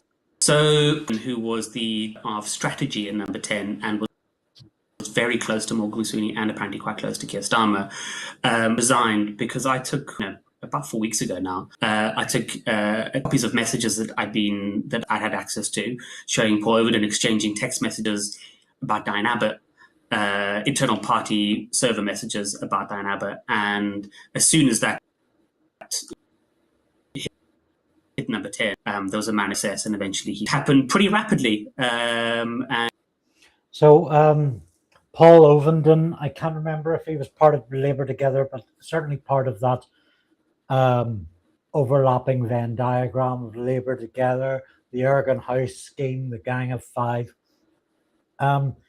He had, so a pretty central figure. He had made some comments about pegging Diane Abbott, which came out in the course of Paul's book, and forced him to leave. Thank God, because he sounds like a horrible human being. And unexpectedly, I just got a text message from somebody just saying, Overton's resigned, before the story that I was working on even had come out. I was doing with ITV, and an hour before the ITV story came out, I got that message. So plainly there was a very rapid decision to resolve his place in the party. Disgusting messages, I should say, highly sexualized messages about the first black female politician in the country, who the Labour Party have treated abominably. They've now suspended twice, and she's been suspended again, but used her as a fundraising opportunity when a Conservative donor talked about hating and the idea of her being shot on. Just note, this is from about October 2025. Just in terms of, let's talk about Labour Together. What is, Sure. When we talk about Labour Together, what was it for, and what happened? So originally Labour Together had like relatively noble motives. So it was founded in 2015 by John Cruddas, who was the sort of the motive force behind it. And John Cruddas, who is sort of associated with the sort of the blue Labour tendency of the party, he formed it because he was concerned that the election of Jeremy Corbyn would lead to a split in who always refused to accept Jeremy Corbyn's leadership, would split away, and then the Labour Party would face electoral oblivion, really, at that point. So Labour Together was set up with the idea of trying to stop that from happening by making sure that people were talking to each other, engaging in conversations, in dialogue, trying to heal the splits in the party. So that was what they actually did, and that was the noble stuff they did to begin with. But it changes fundamentally in June 2017, and effectively is that election, the general election 2017, because for people like Morgan McSweeney, who are from like a Blairite right-wing faction of that was a disaster. The fact that the Labour Party did much better than expected was a disaster. They all expected that Jeremy Corbyn was going to fail as soon as he met the party the first time, and instead, at that stage, Jeremy Corbyn is effectively unassailable in the Labour Party. Morgan McSweeney comes into Labour Together, and he totally transforms it internally. So he uses their public persona that they've already created as a cross-factional party think tank that's going to resolve the issues of factionalism. What he's actually doing is he's plotting with a couple of insiders, and the primary insiders there, the sort of key person is MP, who's his closest political ally for a long period of time. And they take Labour Together and they transform it. And it's effectively used for two purposes. The one is to specifically undermine the leadership of Jeremy Corbyn, and, as Gabriel Coggan points out, to effectively achieve that, you have to make sure the Labour Party loses at the next general elections. They're undermining the party tension, or that's certainly what Coggan says. Then they are incubating the next leader. So even as early as 2017. So what they were doing there was basically deliberately tanking. No theory behind this, but there's concrete evidence of what they were doing in Ergon House to actually bring down the chances of Corbyn in 2017. By the way, that whole movement.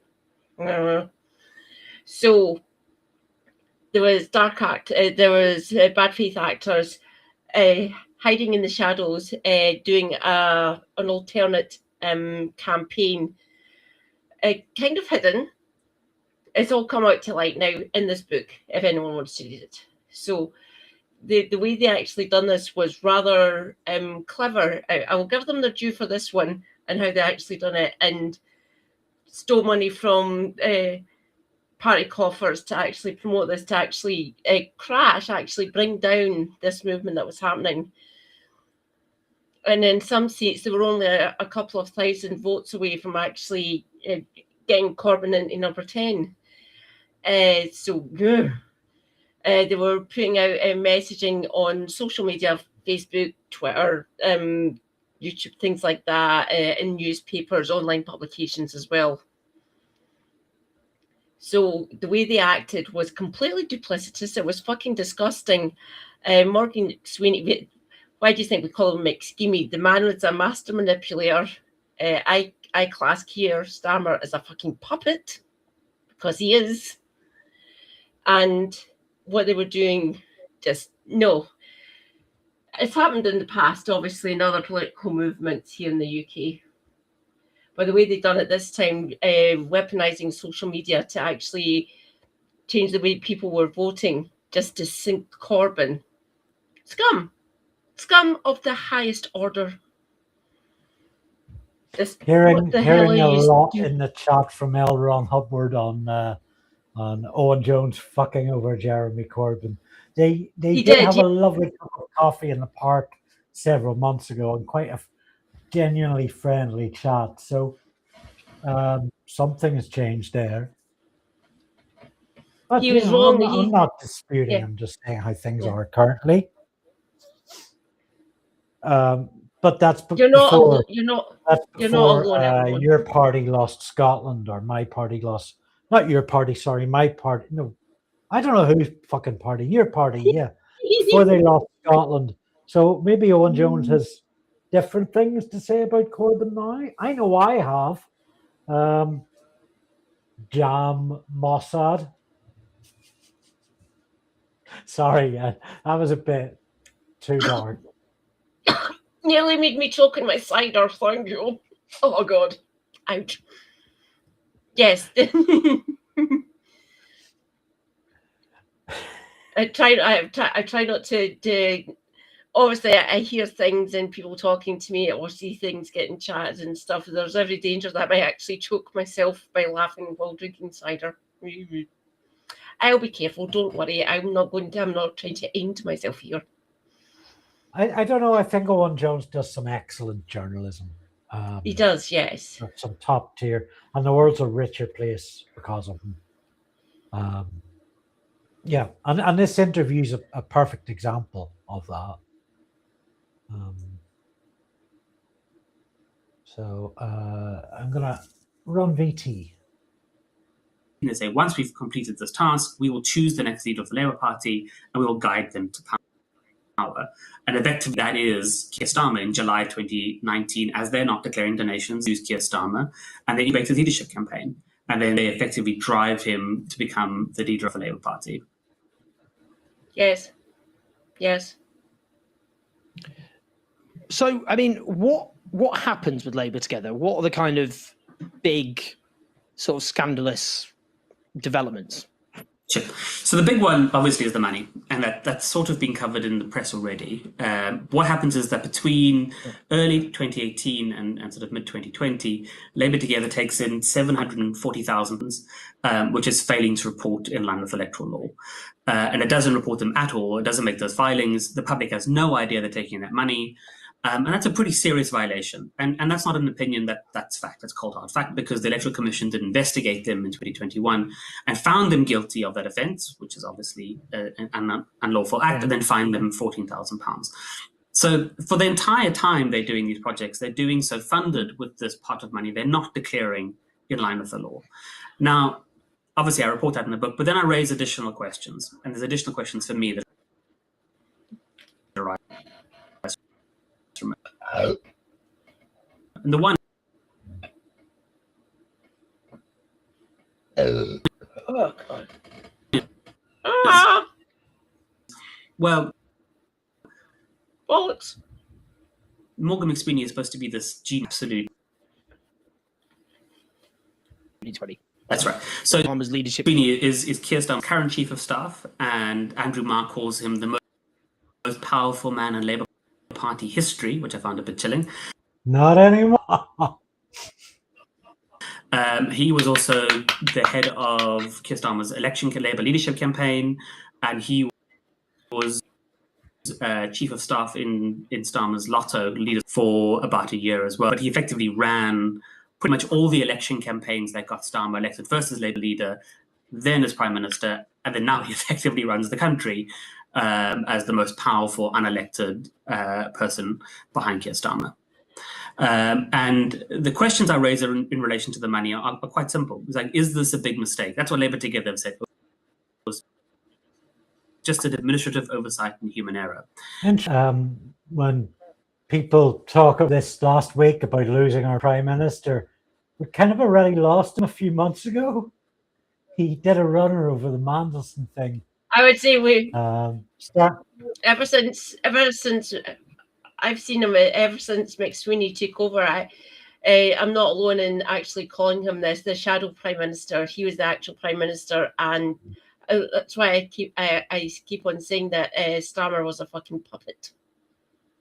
Starmer's our current Prime Minister is pretty much the abandoned skin costume of Morgan McSweeney.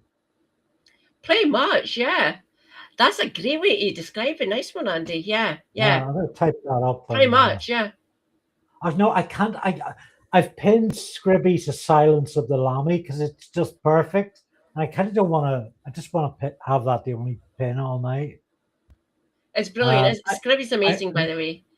I'm just jealous because I didn't think of that phrase. I would have made that our stream title. I just want to read this one out and see if I can actually answer it. Did that? This is from Jacqueline, by the way, everyone. Did that 14,000 fine get paid out of the People's Party donations? Yes, it comes out of the party coffers, Jacqueline, as far as I'm aware. No, it wouldn't. Would it not? No, because it would have. It was a fine. So Labour Together.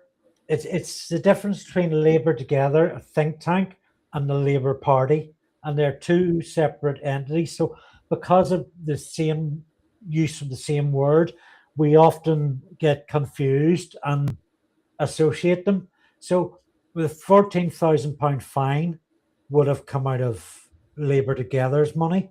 But remember, that fine was because they took in 800,000 undeclared.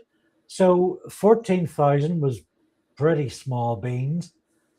And then of course there's all the other money that they did declare, which would be considerably more, I suspect. 740,000. 740,000, so basically 750,000. Fun. You're meant to declare that, Morgan, you fucking bastard. Yeah. Oh, administrative error. Bollocks. No, it wasn't. You tried to hide it and not declare it to the Electoral Commission. You're a lying cunt. Fuck off. In case everybody, I'm just going to read out Elrond's cupboard. I'm just going to read out Elrond's comment in case others can't see it. It was a deliberate campaign of ignoring the membership. Please note Labour membership voted overwhelmingly for PR 2022 conference. Starver and Fiends have ignored this. It should have been high on the agenda immediately after the general election, but hasn't been discussed in Parliament even. Why is that, QF? Keith? Why is that, Keith? This one of the things that the interesting, following on from Elrond's comment, it was only through Paul Holden's book I learned about Rebecca Long Bailey. Now, I'm Northern Irish. I don't give a fuck about English people like Rebecca Long Bailey who are obscure. But Rebecca Long Bailey is a really interesting figure in the Labour Together story. Now, she's not Labour Together. She appears on the surface, as far as I am aware, to be quite a good person. At least has a lot of good altruistic ideas and things that she wanted to do when she ran in the leadership campaign. Now, what's interesting about Rebecca Long Bailey at that time are her policies. She would announce something like, off the top of my head, nationalise the railways, right? Then the next week, the Starmer would announce nationalise the railways. And this is a really weird sort of trend. Rebecca Long Bailey would announce some great altruistic policy. The next week, Starmer would announce it and get bigger headlines. He essentially, and people like Morgan McSweeney and Steve Reid, who were managing his campaign, were policy stalking Rebecca Long Bailey, taking her stuff, her platform, and co-opting it. And then, of course, case surprise, when they got in, oh, no, we don't remember promising to nationalise the railways. We'll just hide that. Yes, you did. Here. Yes, you did, you bastard. Yes, you did. I don't care what you fucking say, you did. You literally nicked that off of she was seen as Corbyn's acolyte, essentially, who was going to take on and carry on his project. Then Labour Together started it's not briefing, but actually putting things into the media about her and turning the Labour membership against her, which is fucking disgusting. Fantastic. I liked Rebecca. So when if she'd actually won, I wanted her. So when I was still in the Labour Party when this was happening, by the way, so I wanted it to be Rebecca Long Bailey as the party leader and Richard Burgon. I liked both of them. I thought they were quite good. I was willing to go. He didn't put his name forward. I love John Trickett and I love Ian Lavery. They're quite good individuals in the House of Commons. But I went for like Rebecca Long Bailey and Richard Burgon. My sister looked at me incredulously. Sure, Rebecca? Yeah. And Richard Burgon, yeah. I'm seeing a few comments in chat along the lines of this sort of theme. Jacqueline, come back to your question because I think it's an interesting one. But Elron sums up, Starver stole Corbyn's entire manifesto to run with on leadership and then been to fucking off. So this was the second part of their campaign. If they couldn't destroy them outright by fabricating anti-Semite accusations, they would then co-opt them. And Owen Jones released actually another video this week, which is just cool your jets, Elron. I'm going somewhere with this. That this co-opting happened with Rebecca Long Bailey and Corbyn happened elsewhere. So Jones put in a Freedom of Information request about what something, I think it was like what Labour Together had on him. Yeah. And discovered that Morgan McSweeney had sent out emails about him to other machinators that they planned to use Owen Jones and co-opt him, bring him into the Labour Together project, like unknowingly, keep him out of knowing he was part of that, but using that sort of so Elron's not going to like this, but the language he used was the figures on the left had been so sincerely or convincingly supportive of Jeremy Corbyn that they could be steered to do the same thing for Starmer. Yeah. So the plan was to get in Owen Jones and Navarra Media to be mouthpieces for Starmer while being outside of the loop on how they were essentially pushing policy. As far as I'm concerned, as long as Helena still features in actually hosts Novara, that wasn't going to work. They're not going to be able to capture Helena in any sort of form, or Dahlia either. Well, Michael and Owen are like Michael and Aaron are a little bit different. I mean, so eventually they decided against Owen Jones because he had made some anti-Israel comments, and it was decided Owen Jones was considered, in McSweeney's words, very dangerous. So we now refer to him as a very dangerous Owen Jones. However, as far as I know, there's no conclusion, no coda on Navarra. So Helena may well be an enemy agent. I think we should all watch her carefully.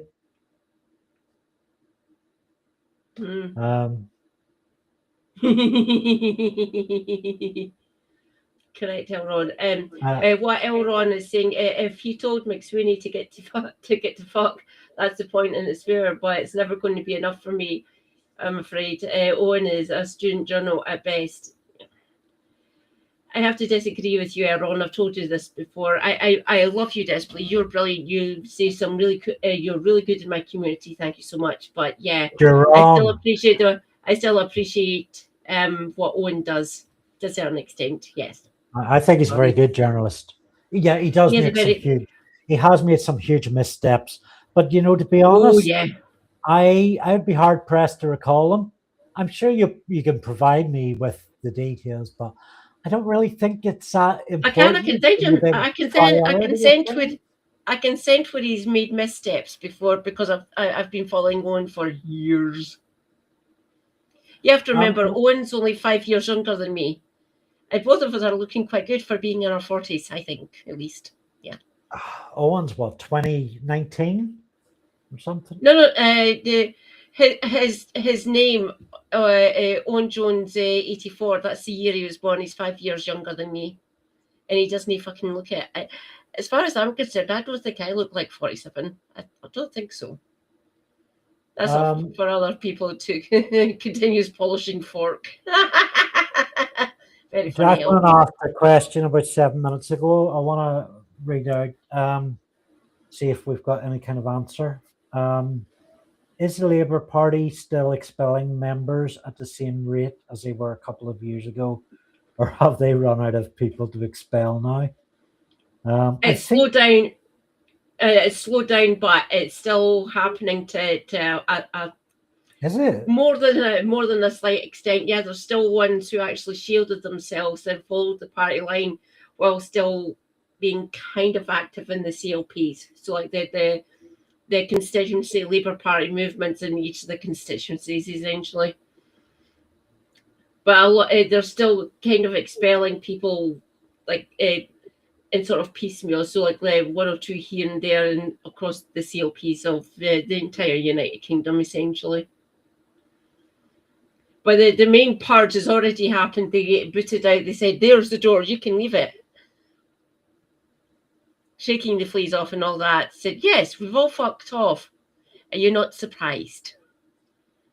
You said we're doing student politics and all that. Yeah, fine. Fuck off. Right. Fair enough, Morgan.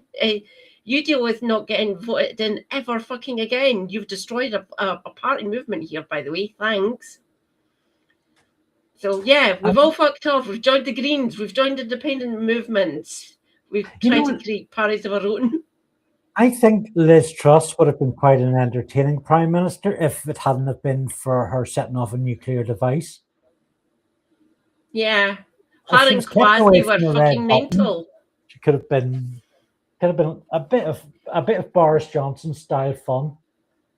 Okay, so dropping excrement all over the country on every doorstep, but yeah, fun. Yeah, thanks, Liz. Mm-hmm. It's hilarious. Why does this country keep on voting for people like this? What the fuck? Just end me.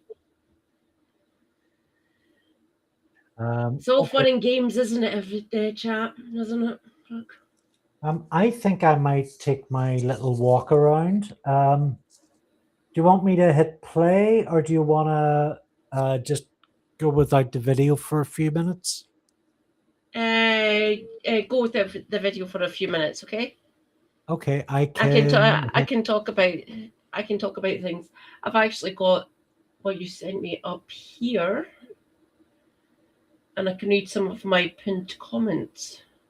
Can everyone still see and hear me? Where are we? Go back up. I'm going to hide myself. I'll be back in a few minutes. Thanks, folks. No problem, Andy.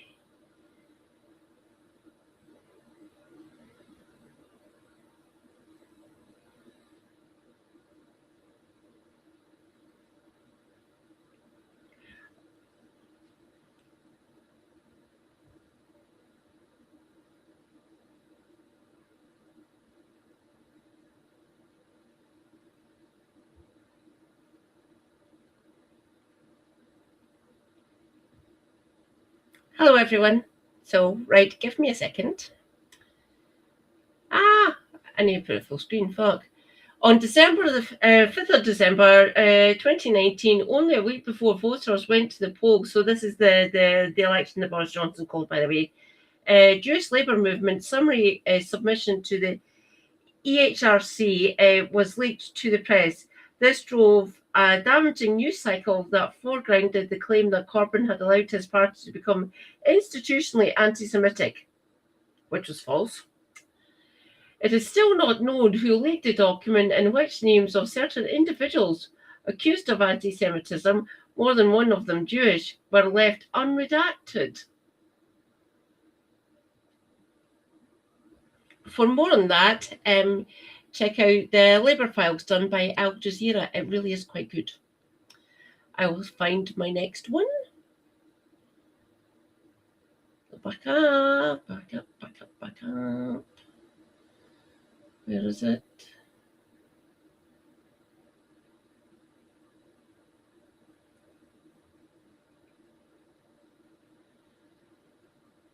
Hopefully that's enough. If this is true, the spiking of Midgley, so this is Annalise Midgley's appointment. Midgley's appointment would have been a bruising lesson for Stammer and an early indication of just how powerful the alumni of Labour Together project. Narrowing his office would also have been telling illustration of how easy Stammer was pushed around and how his spinelessness could be exploited by the Labour Together project to place key allies in key positions. So that was about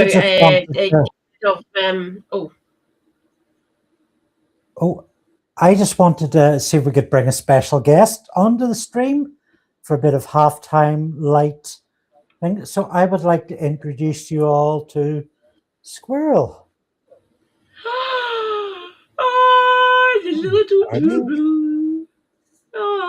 So this is Squirrel, sometimes known as Squirrel Girl. I should really be wearing my fleece because she's much more comfortable with that than, and quite scratchy on my arms. So Squirrel the skin has an amazing capacity to heal itself, Andy. It's just little sensations here, essentially. You don't need to worry. Oh yeah, tell that to my damaged knuckles. Oh, ow! So Squirrel is pretty much the friendliest of all my turtles. Oh, good girl. Good girl. Yes. Hello. Yes. It's okay, sweetie.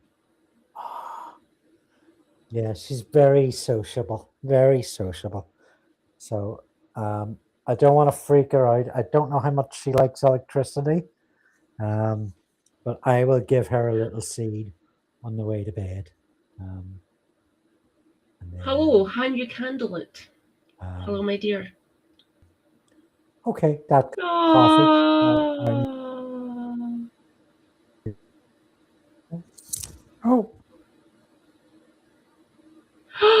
Rejoice, comrades! Mix Vivian Wolf. Hello, darling. Great to see you, my dear. Everyone, go and follow Mix Vivian Wolf now, I demand. Hi, Viv. We are covering Labour Together. Dear God, just fucking end me. But it looks like that project is literally crashing and burning, which is fun to see. Keir Starmer is fucking toast. Oh, yeah, Andy's got gerbils. A few gerbils. They're all cute.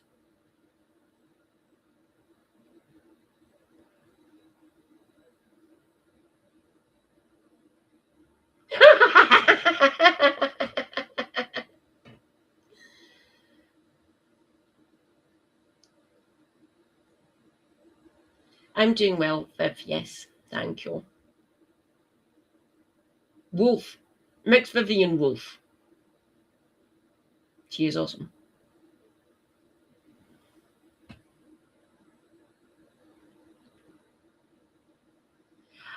I agree with you, Viv, about that.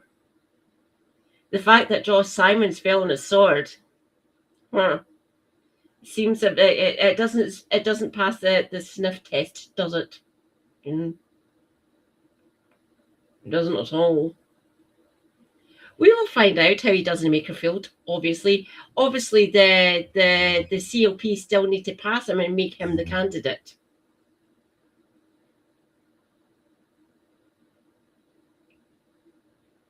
Some of the backbenchers are actually quite good, Omaha. Yes, I'll admit that. So I quite like John McDonald. He's quite good, mostly good.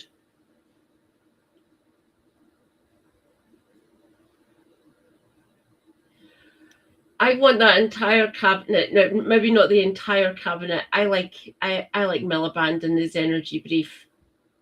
I think he's trying his best, essentially, even though the rest of that cabinet can go and fuck itself. It literally can. Well, we get that. Time will tell. Yeah. I just want them to get this fucking situation sorted. It makes me so fucking angry. This country is literally on its knees as far as I'm concerned.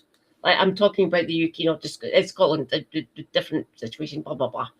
But the UK as a whole, we are literally on our fucking knees. Just fucking get this shit sorted. Now, you bastards.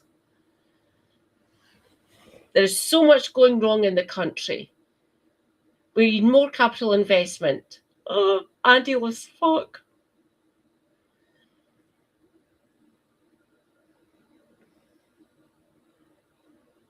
Yeah, Neil Duncan Jordan is actually quite decent. Yeah.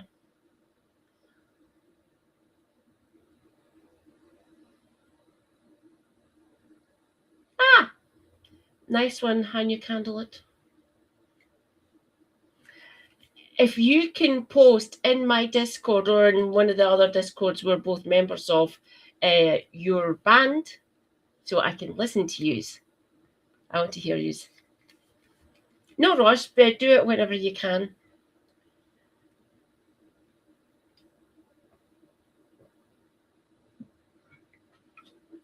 Oh.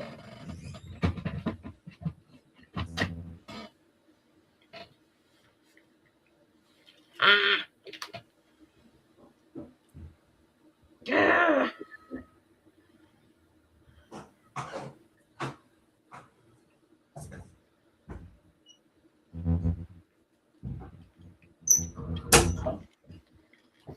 Okay, everyone, I'll read this out. Yeah, you're quite right, Viv.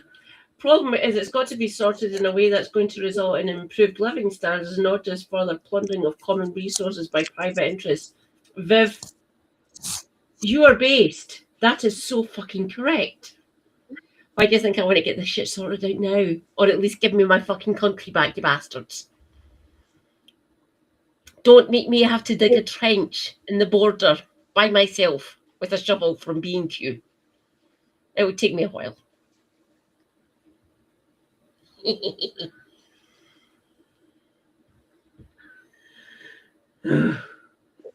I'm done. Carry on. Sorry, Andy. Hello. How you doing? Should we run? I'd certainly like to run the last 10 or 15 minutes of that video. Because there's some incredible stuff That'd there. be good. But if you want to pick up from where we left off, do that too. You start there. Or... No, I'm fine jumping ahead. Yeah, carry on. Yeah. Jump ahead. Go ahead and go back on. Give the there's loads of, as I said, there's loads of videos of Holden. I'll run from the 40 minutes mark, so it's the last 15 minutes.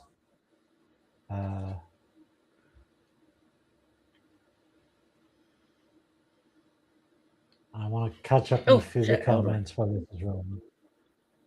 Yeah, okay.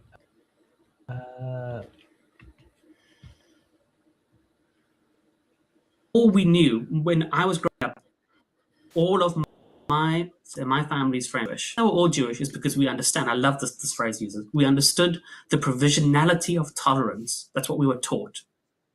We understood that the tolerance of the Jewish community was always provisional in our history, right? And that they always lived in fear of that tolerance being withdrawn.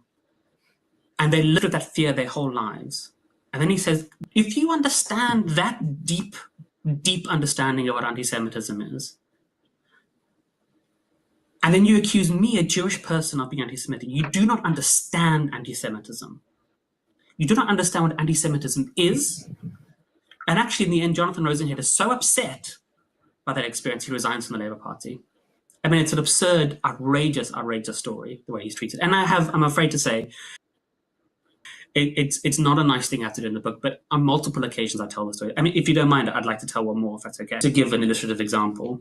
I end the section on the HRC report because what I think is the way that anti-Semitism in the Labour Party was treated by all factions, but I think particularly by the Labour Party's right wing, was it produced all these incredibly toxic, malignant outcomes. One of those toxic, malignant outcomes was the number of Jewish people who are repeatedly, almost systematically accused of anti-Semitism in the Labour Party, which I think is outrageous. And I have in the book, and it's still sometimes so much when I read this example, is a woman by the name of Riva Joffe. And Riva Joffe lived in Keir Starmer's constituency, was part of the Labour Party, knew Keir Starmer personally, went to branch meetings, CLP meetings, and she's accused of anti-Semitism in 2021. And she receives her accusation of anti-Semitism on her deathbed, literally on her deathbed. She's got a couple of days left to live. She's been suffering from like a terminal illness. And she was this, very vivacious woman, and she's basically talking about how she gets this letter and accusing of anti-Semitism. And the allegation against her, accusing of anti-Semitism, is that she called Israel an apartheid state. Right? She has to answer on her deathbed the allegation that he's anti-Semitic. That's it. That Israel is an apartheid state.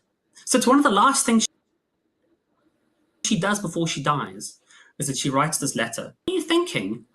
What are you thinking doing? What are you doing? Of course I'm not anti-Semite. This is a mad thing to send me. And this is one of the last things she has to do in her life. Now, I have the party files that show how their complaint was initiated. One of the complainants in her case was a man by the name of David Goldstein. David Goldstein is not real. David Goldstein is a made-up name. David Goldstein is the made-up name and identity of a man by the name of Ewan Phillips, who's a spokesperson for Labour against anti-Semitism. Right. Now, Ewan Phillips has been approached about this. He's been asked. He said, yes, I've created this identity. I never pretended to be Jewish while I was doing it, although I think most people will see that name or a name and say, Goldstein sounds pretty Jewish. You chose that name. So what you have somebody who's made up the name David Goldstein to submit a complaint of anti-Semitism against an elderly Jewish woman who said Israel is an apartheid state, is investigative anti-Semitism. One of the last things she ever writes is a letter to the Labour Party explaining why she's anti-Semitic, and then she dies. And it gets even worse. It gets even worse because her son, who agreed to be interviewed for the book, and I met him in person for the first time last night, and it was very emotional, was deeply offended by the situation. And he was so hurt by the fact that his mother was being accused of anti-Semitism and died under investigation for anti-Semitism that he wrote to the Labour Party and he said, please, she's dead.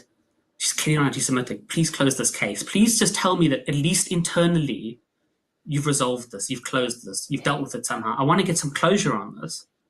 And nobody has ever responded to him in the Labour Party. He wrote directly to Keir Starmer. Bastards. And Keir Starmer didn't respond. Then you got friends in his constituency who knew Keir Starmer to write to Keir Starmer, and Keir Starmer didn't respond. And those are the sort of malignant outcomes that come, I think, from the way in which anti-Semitism in the Labour Party was used and abused. And I think, and the reason I tell that story is because I think it speaks to the HRC example of them recklessly, they say very serious. Half an hour, they're undermining the seriousness of what they've said is serious by breaking all those rules. And then this sort of thing happens. I think it speaks to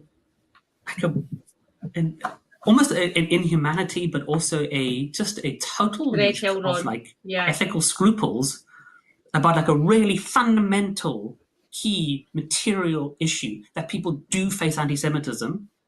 It undermines the fight against anti-Semitism so profoundly that sometimes I'm just gobsmacked to even interpret it and understand it.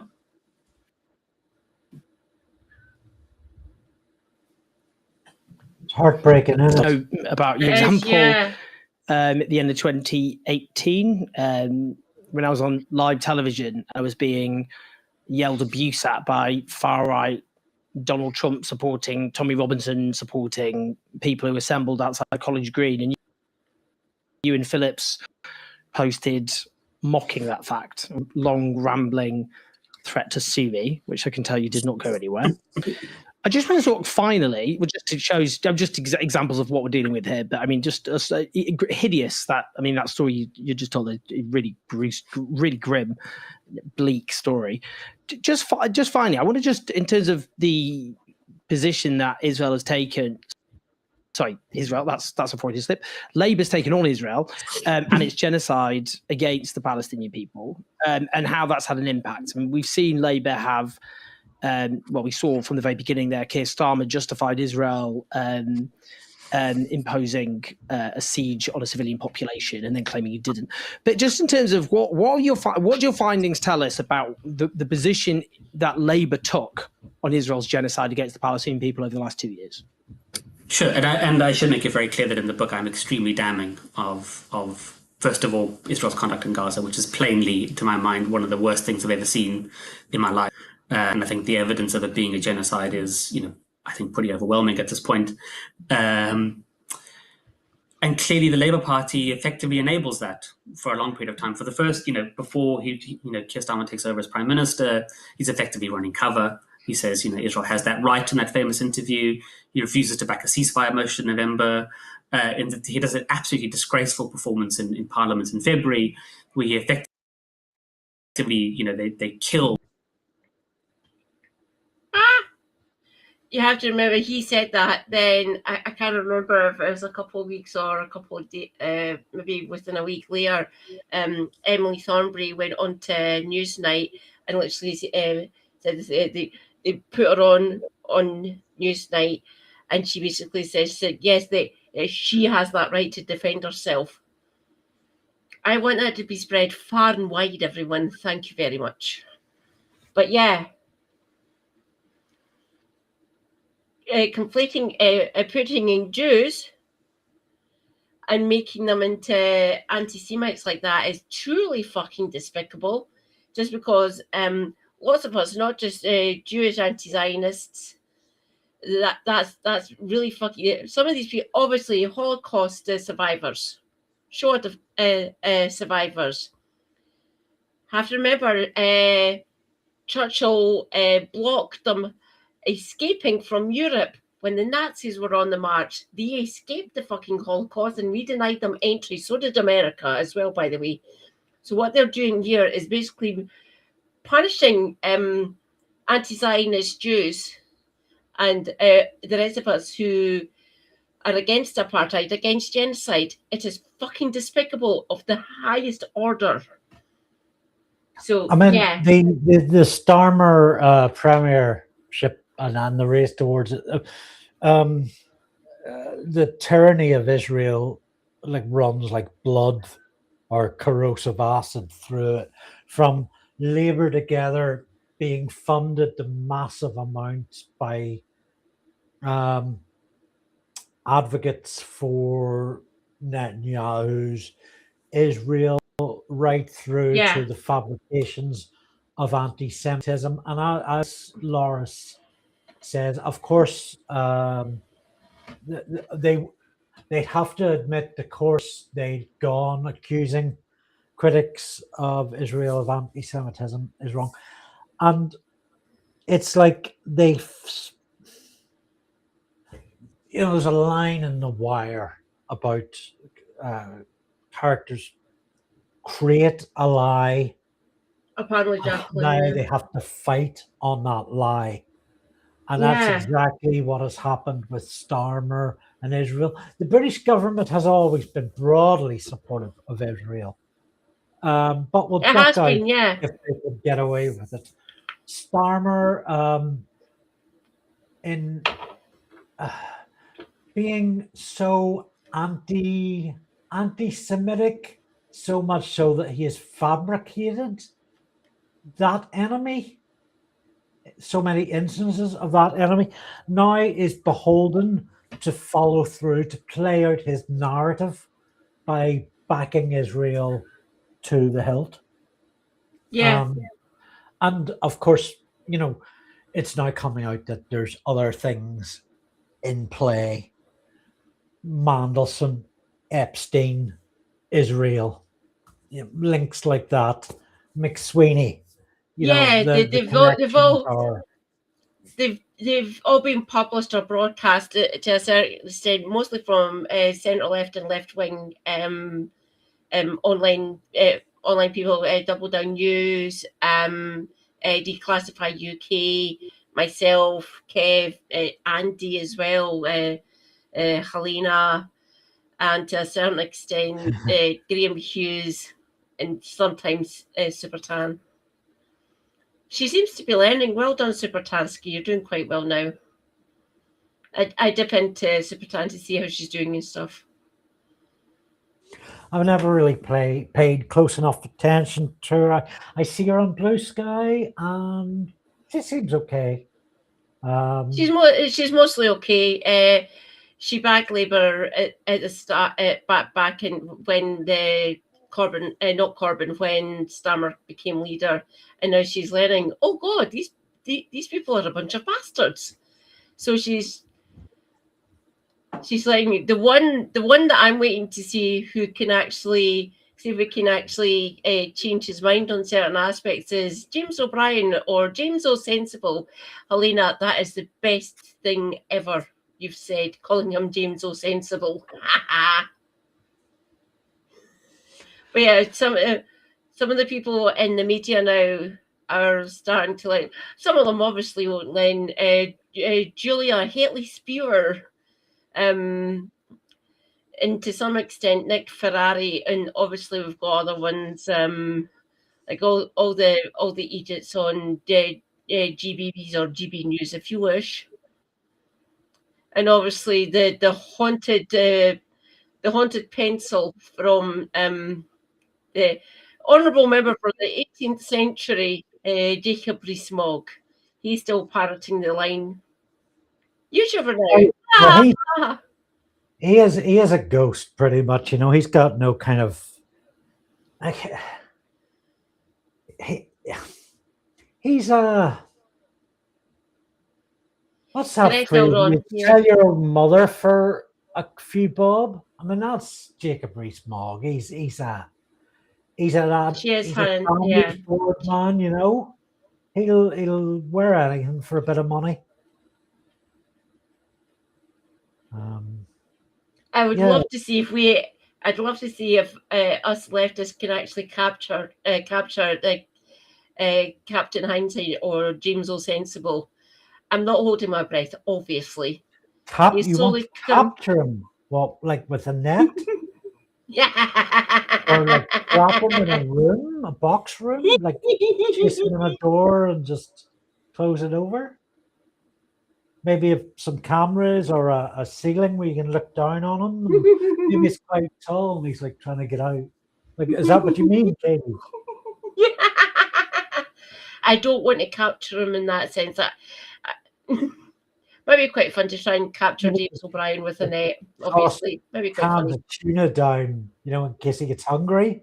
And he's trying to open it, but he's got no can opener. And they're not the ones with the rings automatically. Hold on. The chat's gone weirdly silent, my end. Oh, it's because it didn't scroll. Goodness knows what the reaction to that was. So yeah, but that's not like how you'd like to capture him, no.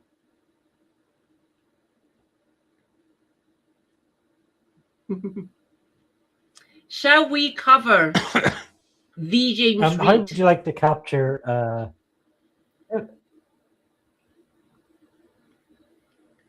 Shall we cover James Reed? Key figure, if you wish.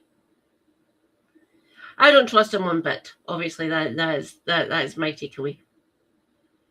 That is the simplest form I can actually frame it as. Steve Reed, horrible, can fuck off.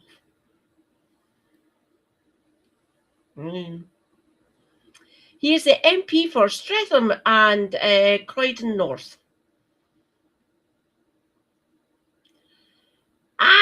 Anti-Liz, again. Fuck.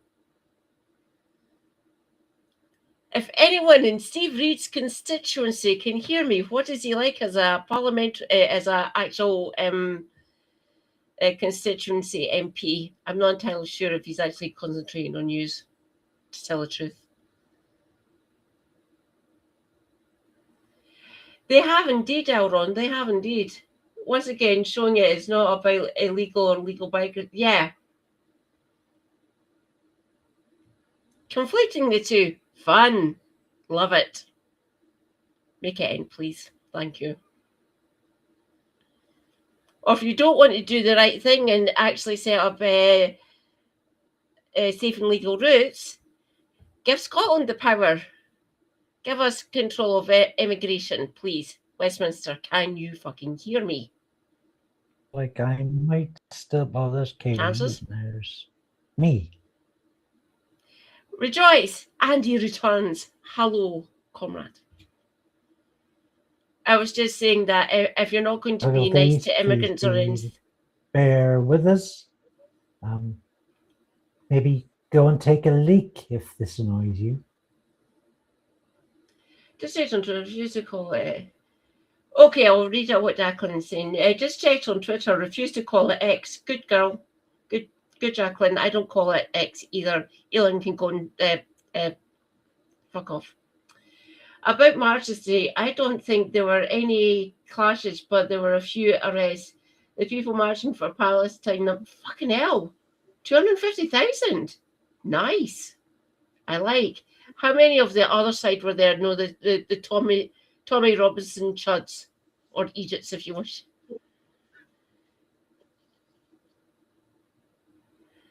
Yeah, he does. Oh, God. These are talking about the marches today. Yeah. Yeah.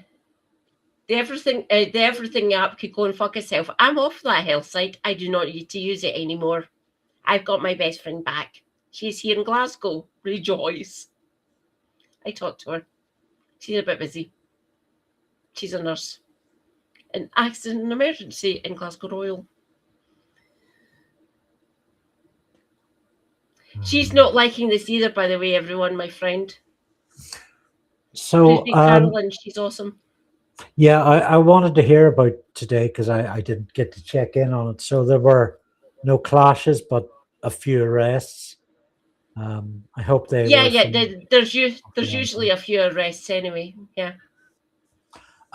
So my connection went down before I got to find out why you wanted to capture James O'Brien.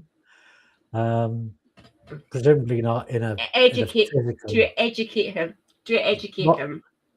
Like in Dollhouse, where they like strap something onto their heads, and I mean, sorry, I'm not even saying that to try and be funny. It's just where my mind goes.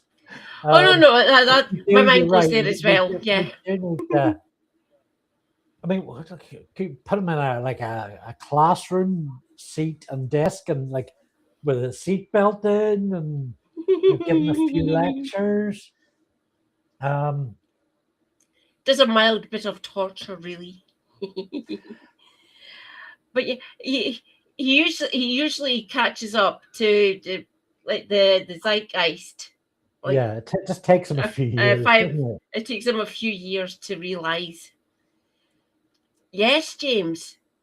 Keir Starmer is a morally corrupt serial liar. And you're finally actually realizing that. Well done. You're about a decade too late, though. It's a pity. It's a pity because when James O'Brien's good, he's quite good, but it's very rare. I mean, I think Brexit. It seemed to me that with Brexit, he was more on the money than anything else. Reasonably, he was quickly. actually. That's when I was following him when he was basically anti-Brexit. I voted Remain, but I'll explain my position now. I voted to Remain. My husband didn't because he's a contrarian and he likes chaos. I hope he's fucking happy. He seems happy about it. He said, "Yay!" Don't call him an idiot there. I hope he voted last week. Oh, I did. Good man. He did, yeah. Oh, don't worry. He went the same with me. So I made it public, and I got his permission to see now. So SNP for the constituency, and Greens on the list, or the regional, the region, Glasgow region. So he followed in my stead essentially. Thank you, super hubby. Good for him. Remember when Andy's calling our allies and accomplices idiots. It's only because I'm starting to feel a cigarette withdrawal. I don't really mean it. I'm just cranky and crankier, and there's somebody should be running my internet connection, and they're just sitting.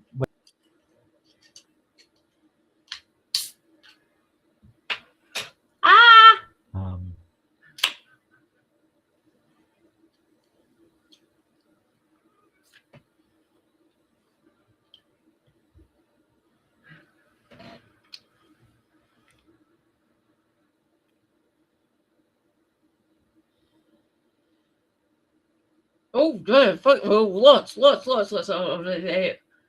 is that what I thought?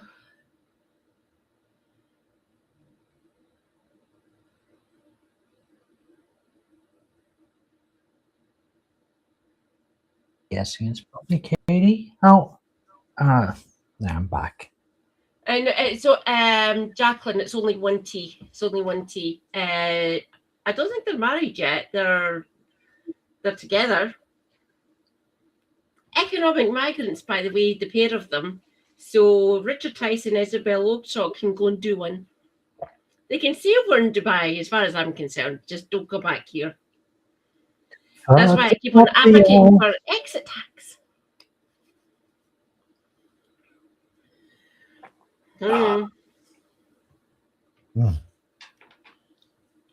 I'm wondering if there's any sort of connections from the right wing, especially like your UKIP, Brexit Party Reform, those sort of people. There's still a core membership from like the UKIP days back in the day, up till this very day with Reform.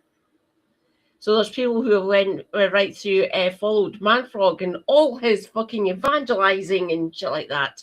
There's still a core nodule that is within that movement, following Manfrog and all the things he wants and says and blah blah blah. Ambulance again. Fernand's wondering FUD stands for fear, uncertainty, and debt. Yeah, I knew that, Flow Snake. And FUD merchant is someone who spreads it. Yes. Thank you, Flow Snake. Thank you.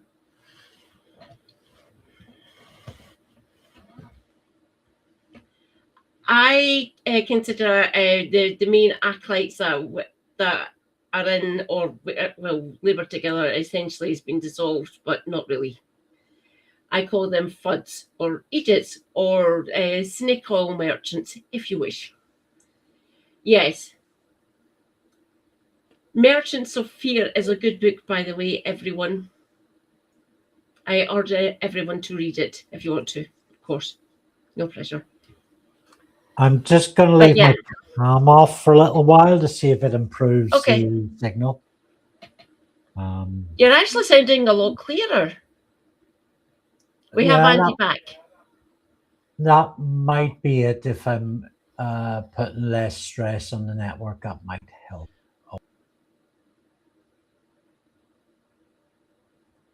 Yes, Omaha, correct. Possible loss of British citizenship for economic migrants in Dubai and exit tax too.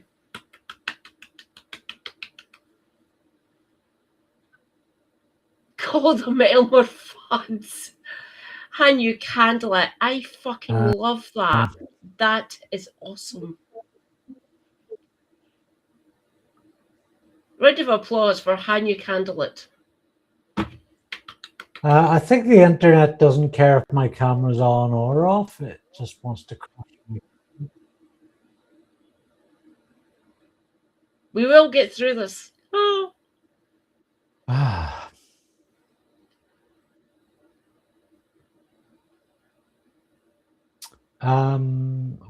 Okay.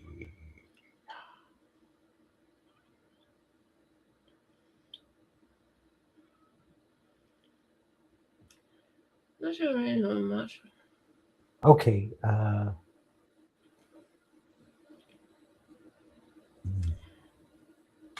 Interesting. Jacqueline writes, not sure how many people marched for Tommy, aka Stephen Oh, Yaxley. right. Thank you, Snake. Less than those that marched in remembrance of the 1948 Nakba.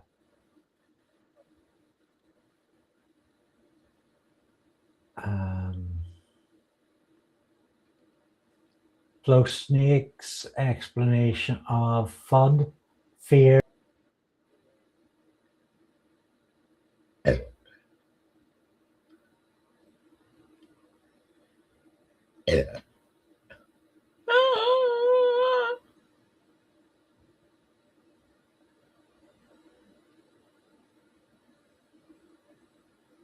Oh, thank you. Good night.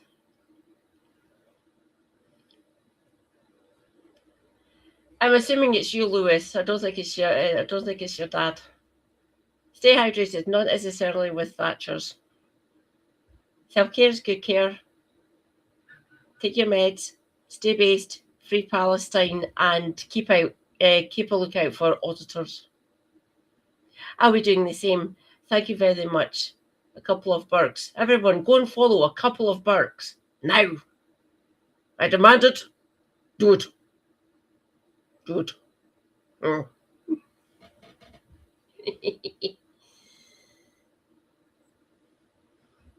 Oh, here's something.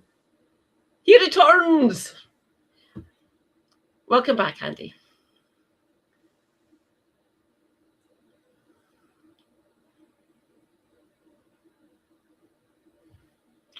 Thank you, Lewis.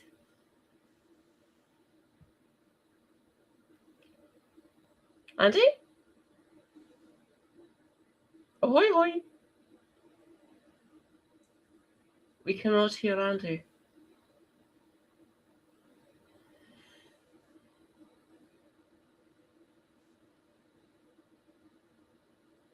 Correct, Flow Snake.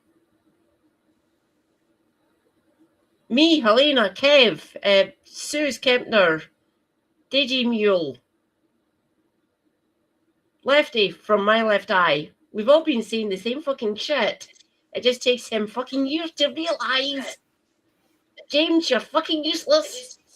Let already. James, you're fucking useless. Let already. James, you're fucking useless. Oh. Let already. Katie and surround sound? I have got mad reverberation. That's not working.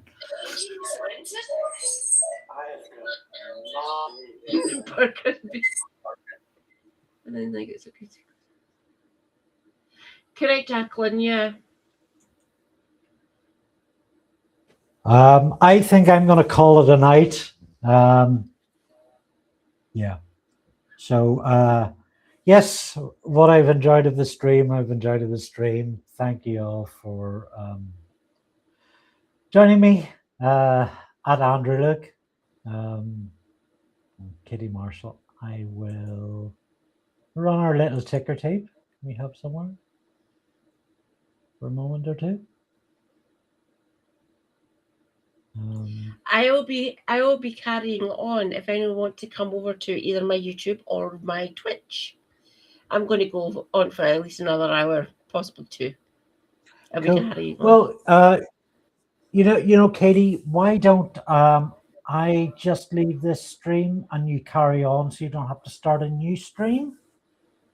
Would that work, or would you prefer to? I was going to bring up things on my own, so I because guests can't bring things in. Yeah. So I can bring things onto my stream. Sorry.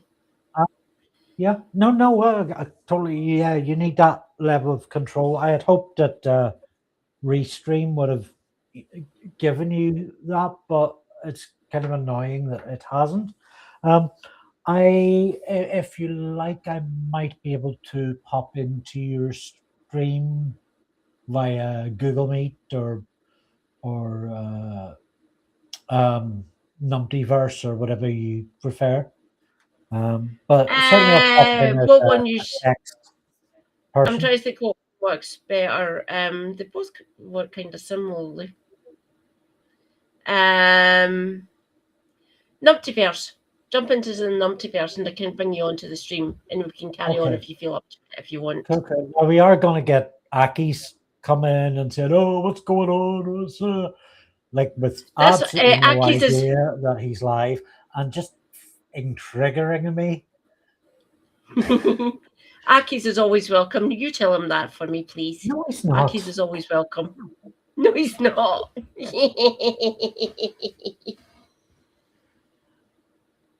Are you going to read your own stream? Asks Talia. Good one. I like it. Very quick, Talia. Pretty much, Talia, yes. So this is Restream. I'll be going over onto my own YouTubes and Twitches. Yeah. So, everyone, feel coming over. Everyone who's in the...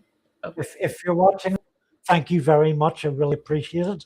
Go and watch YouTube, Kitty Marshall 4340 or twitch.tv/Madcat79 Scott II. Yeah, always a pleasure. And maybe I'll see you over on one or both of those venues soonish. Cool. Thank you.